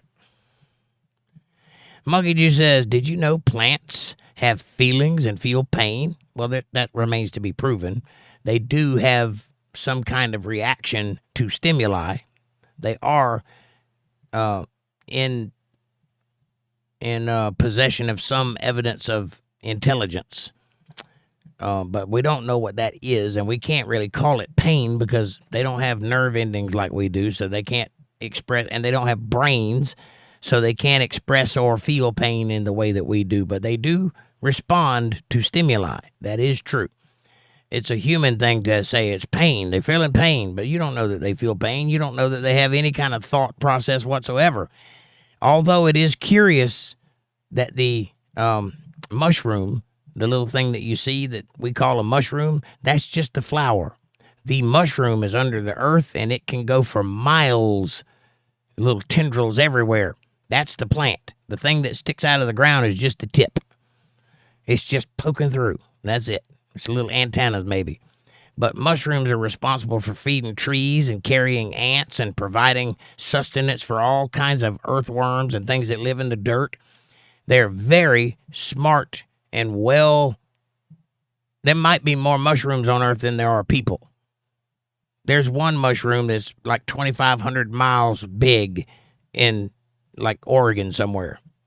So plants do have something that we're not aware of. But I would hesitate to call it pain and thought and emotions. They definitely express something, but I don't know that it's pain. But yes, I did know that. Alpine says, how do I use coffee grounds on plants? Just put it in the top of the pot? Amanda says, yes, Alpine. You just put it around the base of the plant and they'll suck it up. Or you could mix it in the soil. Anywhere their roots are, you put it in there and they'll love it. Amanda says, I think Vera is Rachel. Might be. Vera, are you Rachel? Alpine says, oh, house plants too. Yes. And Vera says, oh, it is Rachel. I just changed my username. A singer from World War II and Pink Floyd made a song by her, Vera Lynn. Pink Floyd is my favorite band. All right, Rachel, welcome back. How are you feeling? I hope you're doing well, and we love you.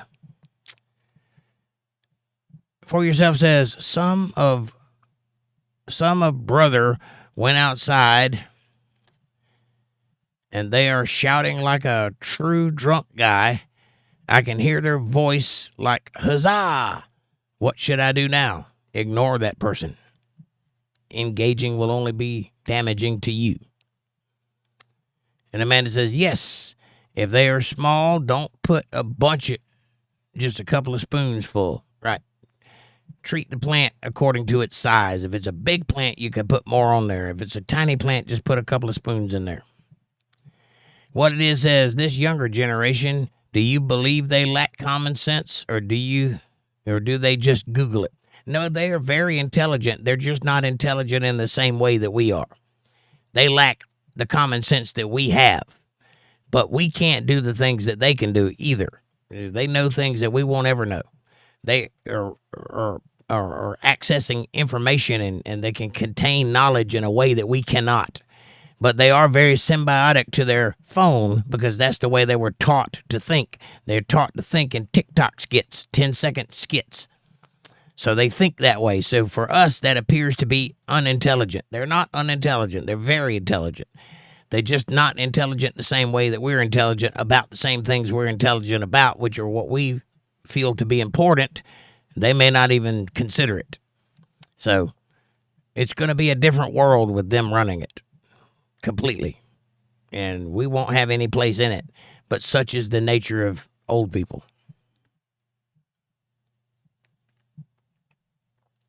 Vera Lynn says, too many hoes have my information, and I had to change everything. So I changed my username too. Well, that's all right with me. I'm glad you're here, though. I didn't even stop to think, how does a new person have a wrench? So I'm glad Amanda figured that out, because I would have never figured it out. I'm too busy trying to keep up with the chat. And Dana says, yes, Jake, water is an amazing thing. It is a living creature. I think so, too. It might be God. I don't know. It's definitely something, though. It's not a nebulous thing that we take for granted. It's definitely something that required for life. And it was a Japanese professor who did the study on the water and its reaction to sound, music, and frequencies. It was incredible. Yeah, you're talking about the same guy I'm talking about. And his studies are very interesting. I don't know how scientific they are. I don't know if he's right. Yeah, but it's definitely worth looking into. He definitely asked some questions that need to be asked. And his research is incredible. And if you guys want to check that out, just type into YouTube water memory and see what comes up. And that guy's fascinating. Look for a Japanese guy. John says, I'm growing tomato plants this year in my house. Right on. Good. Make sure you keep changing them into bigger pots, though, because a tomato plant can grow to be 6 or 7 feet tall and produce lots of tomatoes if you allow it to grow. If you keep it in a small pot, it won't grow very big and it won't produce a lot of tomatoes. So as it grows, transfer it into bigger and bigger pots. And maybe put it outside every now and then. Amanda says, ha ha ha, I knew it was you. Hi, chick, how you doing? Fab Daddy says, Vera, what has become of you? Does anybody else in here feel the way that I do? Oh, poetry. From Fab Daddy to Vera. Isn't that nice? You guys should get married. Vera says, hi, annoyed and irritable as hell. Well, that's not very nice. I want you to be happy. Bring me my secret weapon, Amanda. I want you to take a look at something. It'll make you feel better. Amanda says, oh, damn, girl. And Alpine says, I grow peppers, chives, and green onions, etc. indoors. Right on, Alpine. She was sleeping so hard she's drooling. Oh.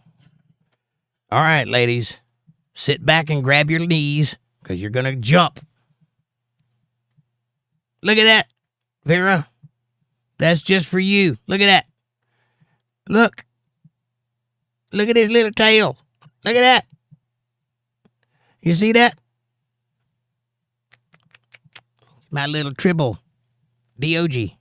Tribble Deohgee. That's her name. You see that? Isn't she adorable? Don't that make you feel better? Look. Makes your heart pitter-patter, don't it? Look at her. She's sleeping so hard she was drooling. See her drool? Pretty little baby. If that don't make you feel better, nothing will. You're made of iron, I say. Amanda says, yep. Just a spoonful will work fine about once a week, depending on how much water they drink. And Vera Lynn says, Fab Daddy? Hang on, my chat jumped. Where'd it go?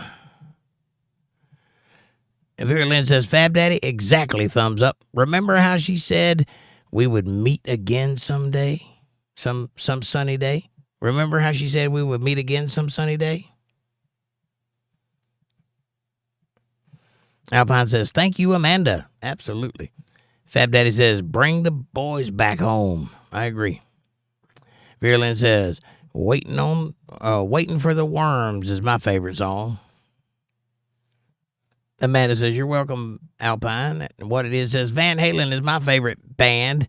Big music, big sound. Right on. You know who my favorite band is? Jake Johnson. Alpine, speaking of Jake Johnson, did you download that album or listen to it? And if so, thoughts? What did you think of Elizabeth? And now you're in on the joke. Oh, no.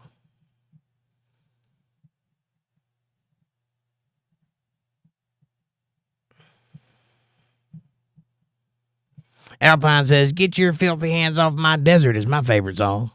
Wow. Vera Lynn says, I don't know. That's highly debatable. People have become very stupid and rely on influencers or news to just spew information they don't want to teach themselves or learn more. Well, this is true, and that's the kind of information and thought processes that we find valuable.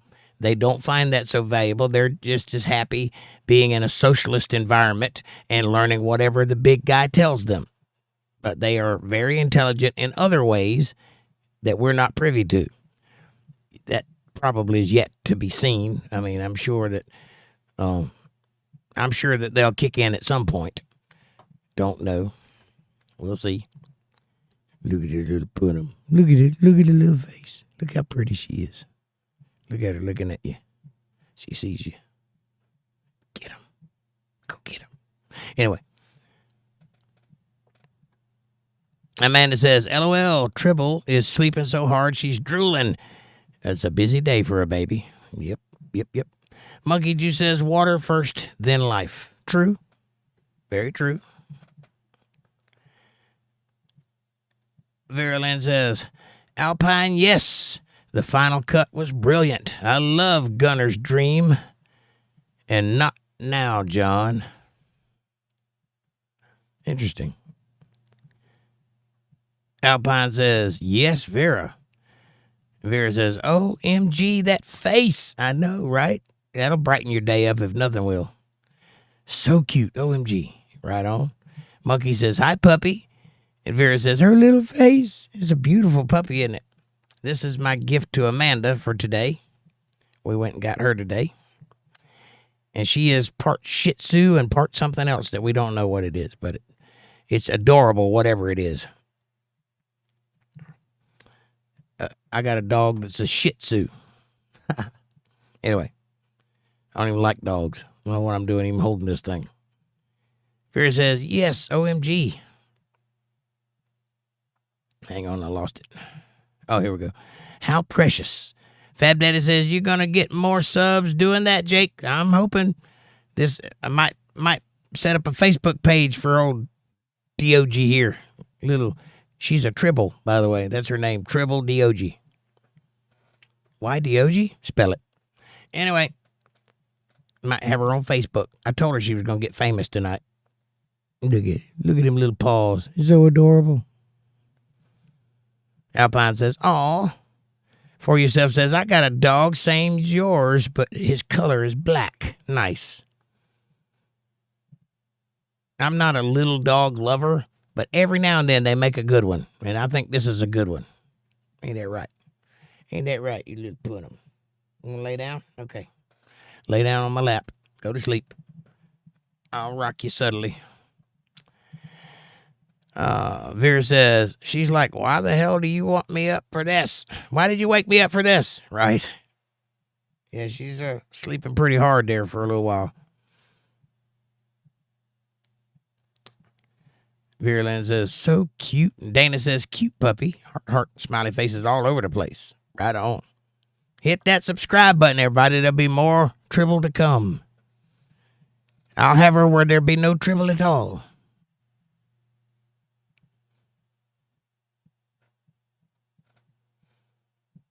Amanda says, right, Vera, she loves Jake, though. She's supposed to be my gift from Jake, but we will see, LOL. Well, I can't pick who loves me. Ladies tend to gravitate towards me, and I can't help that. But I did get her for you, and she is your puppy. If you want her back, come get her.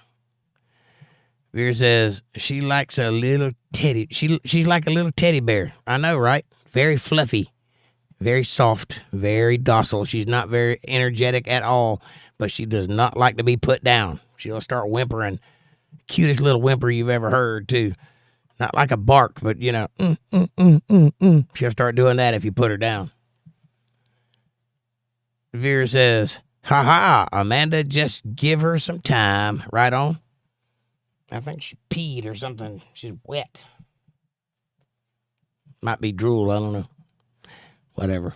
I'm used to babies peeing on me. It's okay. Amanda says, yes, she will have more time along with me than him. and she will gravitate. You just watch and see. Animals love me. You can tell a lot about a person by the way your dog reacts to them, just so you know, in case you don't know that. Trust your dogs. Their instincts are impeccable. They know people in ways that we can't. If your dog does not like a person, that person ain't worth knowing. Get rid of them immediately. That being said, anybody that's ever had a dog that came in contact with me was in my lap within minutes. It's just the way it is. Animals love me, and I don't know why. I'm not even particularly likable, but animals dig me for some reason.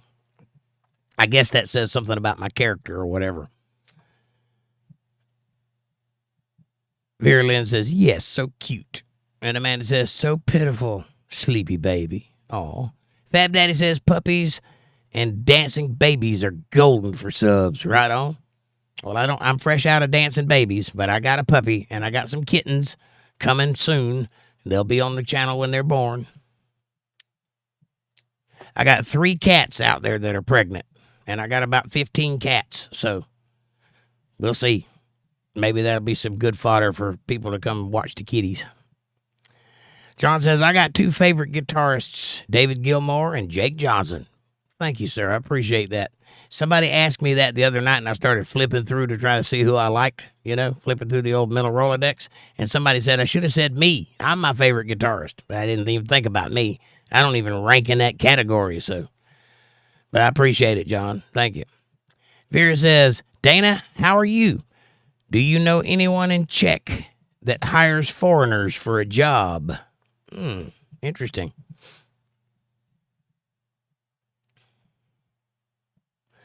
I'm sure they have jobs in the Czech Republic.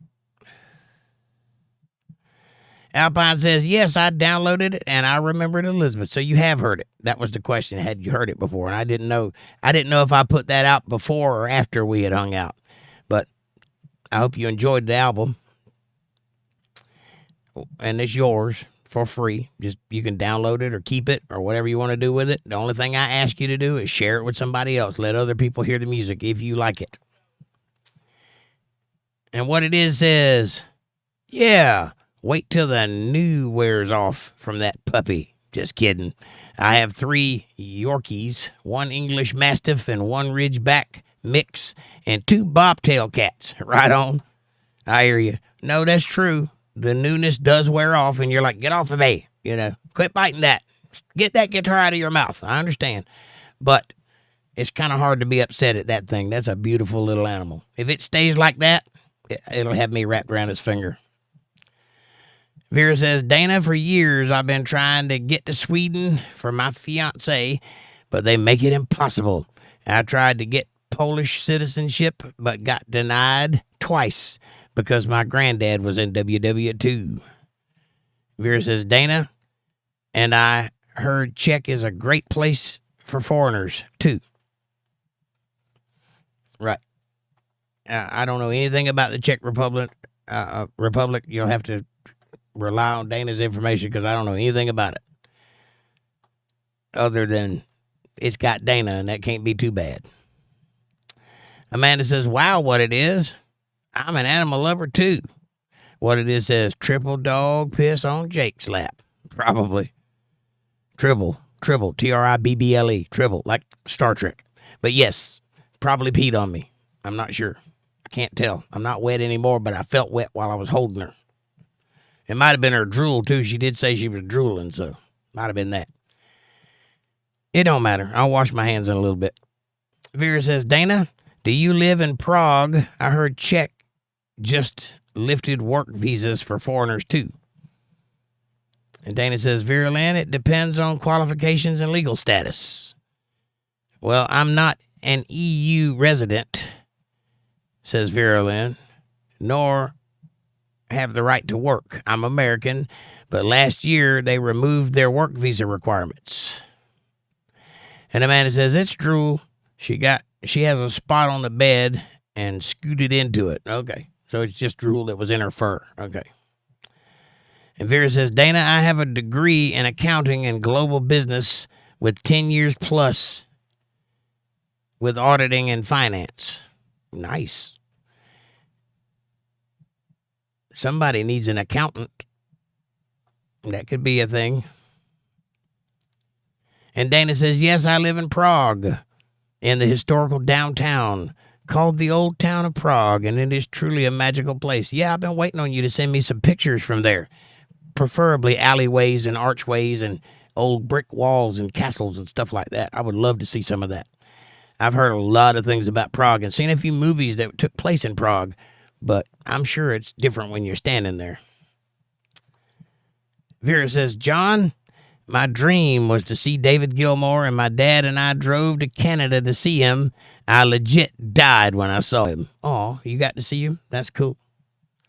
Vera says, I saw him in 2015. Nice. I've never loved any band that much. I envy people that feel that way about rock stars. Maybe Elvis. I would have loved to have seen Elvis. I probably would have fangirled over Elvis, but he is dead before I was able to even appreciate his music. So Patty says, wow, Dana, that's fascinating. Right on. And Vera says, Dana, are there many foreigners? Is it common? I imagine Prague is a tourist destination. Yeah, I imagine there's probably a lot of foreigners there all the time. They make a lot of movies about Prague, so they're coming and going. And I think there's some kind of deal that Prague has with the movie industry. And I think if they make movies in Prague, they get some kind of discount or tax back or some kind of credit, which is one of the reasons they go to Prague to make movies. And there's a lot of them made there. Also like that in other places like Canada and Africa and a couple other places give strong tax credits. And if you hire local residents to work on the movie, you get more of a tax credit. So it ends up being really cheap to make movies in those places. So that's why they do it there a lot. John says, a dog for life, not for Christmas. Right on. Yeah, you got to love the dog always. You can't just be happy at Christmas time. This was not a Christmas present. It was a dog needing a home, and we gave it one. It was a bonus that it made the wife happy. Happy wife, happy life. Pay attention, boys. Dana says, Vera Lynn, language will be a huge problem if you are not fluent in Czech language. Vera says, Dana, damn. Okay, I read that too. John says, Vera, bless. I seen Pink Floyd 4 times, even shook his hand. Check that out. Yeah, well, I can play Comfortably Numb note for note, so there. Fab Daddy says, is 2 gals getting after it in a closet called a liquor cabinet? Fab Daddy. Yes. Dana says, yes, Vera. We do have foreign nationals working in professional fields, mainly medical doctors, and they came from studying in Charles University of Prague and learned the Czech language. So apparently they got to know the language because it's a tricky language. If you don't know it, you're not going to get very far. Probably reading street signs would be a bitch. Alpine says, LOL. Amanda says, LOL, Fab Daddy. And Amanda says, I'm still stuck on pigs. That pig, yes. Ain't he lucky?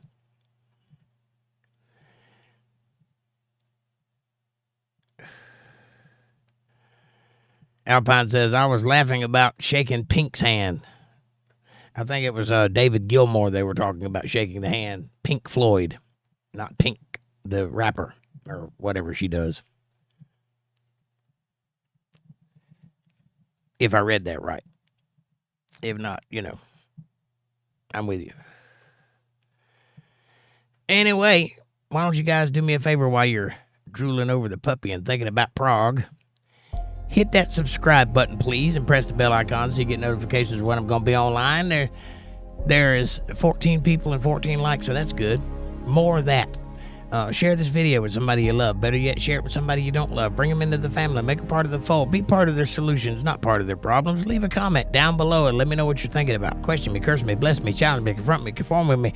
Drink my Kool-Aid. Make your own Kool-Aid. As long as you're thinking critical, that's what I want. Critical thought coming from that brain of yours. And if you subscribe today, there will be more puppies and kittens in your future. consider throwing a super chat in the chat box at Feed Jake. If you love what you hear and you want to support, you can do it that way. You can join the channel. You can go down there and buy yourself a hat or a t-shirt or a pillow or a blanket or a towel or whatever it is in the store down there. Go check it out. Some good stuff there. Also, you can go to paypal.me/jakejohnsonband or CashApp. Users can go to $JakeJohnsonBand. Every little bit helps. I do appreciate your support. It does help this channel keep going, and I appreciate that. So does everybody else here. So thank you. I will always do everything in my power to be worthy of that support. I will answer all of your questions and comments. I will single you out personally and give you the information you seek. And with that, we'll return to the show. All right. Dana says, LOL, Jake. Reading the street signs will be a bitch for sure, LOL. Ha ha ha. And John H. says, hook David Gilmour's hand. Damn dyslexia. You shook David Gilmour's hand. Right, I got it. I understood what you were saying. Why would you hook his hand? That don't make any sense. Was it a fish hook? Or like a, get off the stage hook? Was it the Gong Show kind of thing? I think you shook his hand. We got it. We understood. All right. It is getting hot in here, and it is 10:30, so I'm going to go to bed. Thank you all for being here tonight. I've enjoyed the conversation immensely. We didn't get very political, but we learned some stuff, so that's great. Go check out episode 6 of Hyperbole, and if you like that, check the rest of them out. There's only 6 of them. There will be more later. Vera says, John, that's awesome. I saw Roger Waters in D.C. and then Gilmour in Canada. I wasn't alive to see them all together. Wow. That's awesome. I would have loved to have seen Elvis or Conway Twitty. That would have been nice, too. Fab Daddy says, 2 and 5. Take it easy, Fab. And Vera says, Dana, okay, thanks for the information, or the feedback, rather. Amanda says, good night, all. See you tomorrow night at 8 p.m. Eastern Standard Time right here on Untethered Live for some Bible study. Much love, y'all. And Dana says, Vera Lynn, heart. Vera Lynn says, good night, Tribble. Good night, Tribble, indeed. John says, good morning, everyone. See you tomorrow. Heart, heart, heart. John, God bless you, sir. Vera says, I would die to see Roy Orbison. Nice. I like Roy. He's good. I think he's dead now, isn't he? Pretty sure he's dead. Yeah. Vera says, night, night. Amanda says, good morning, John. And Dana says, heart. And Amanda says, many hearts and a heart exclamation point to prove it. All right. Good night, everybody. I love you, true. I will see you next time. Thank you for being here. Thanks for all the conversations. Thanks for all the support. Thanks for all the love. Thanks for viewing the puppy dog. Batshit Crazy says, damn, I got here just in time to watch him leave. Well, I'll stay just a minute for you, Batshit. How you doing? Patty says, I guess I'm just no longer impressed by celebrities of any kind. When actors used to dress up and say, I'm not a doctor in real life, but I play one on TV and try to sell crap. LOL. Thank you. Yeah, I'm a little over it too, but the truth is they destroyed the star. They destroyed the star by opening their mouths. See, in the old days, you would see them in the movies, and then you would see them in passing, but you didn't hear from them, so you had to make up who they are. So they lived in your mind. They were mysterious. They were exotic. They were rich. They were somebody you could aspire to be. And then came along Twitter, and Twitter destroyed the movie star, because then you could hear them talk, and you realized, oh, these people are morons. They literally lie for a living. That's their job, is to pretend to be something they're not. They're good at pretending, but they're not the thing they're pretending to be.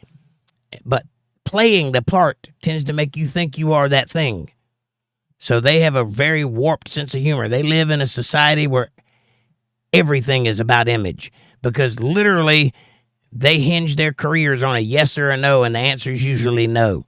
And it's usually brutal. And so it's the only business alive where you have to endure rejection on a daily basis always. And hopefully that one time somebody says yes, you do something good enough that captures the attention of the people and it becomes a TV show or a movie or whatever. But it's the only culture where if you're not exactly what they're looking for, you don't get the job. So you have to pretend to be exactly what they're looking for. That means everybody has to have the same politics and everybody has to have the same look, go to the same churches or not church. If you're that kind of guy, we're atheists. You have to pretend to be whatever it is they're looking for to get the job. That warps society. And so now that we can see that clearly, movie stars are no more. It's no longer special to see them. Also, with streaming, and you can watch it at the house. You don't have to pay and dress up to go out and see a movie. It just normalized everything. So there's no more rock stars and there's no more movie stars. Where do you go from there? Amanda says, hi, batshit crazy. And Dana says, I am sending a kiss to your cute little puppy. Well, I'll make sure she gets it. Thank you, Dana. Batshit crazy says, okay, thumbs up, eyes and cool. Right on. Amanda says, thanks, Dana. And Amanda says, puppy, puppy, puppy, heart vibrating and live long and prosper 3 times. Right on. She is a Tribble after all. That's apropos. Batshit crazy says, sales. Yep. Patty says, I just can't any longer. I hear you. Me too. I don't see anything special about them either. I miss the old movie stars. About the only one left is Tom Cruise. He still can put butts in seats when he makes a movie, but very, very soon that'll go away too, I think. He's like on the edge. He's right there at the edge, but he can still fill a theater. But for the most part, there's nobody special. There's no vehicles being built around a personality anymore. Now they make the movie mostly CGI, and whoever's in it's in it. But I miss the days of movie stars and rock stars. I wish we could go back to that to some degree. But I don't think when you let that genie out of the bottle, I don't think you could put it back in. All right. I got to go to bed. Have a good night, everybody. I'll see you tomorrow night for Bible study. I love you all true. God bless you, and thanks for watching.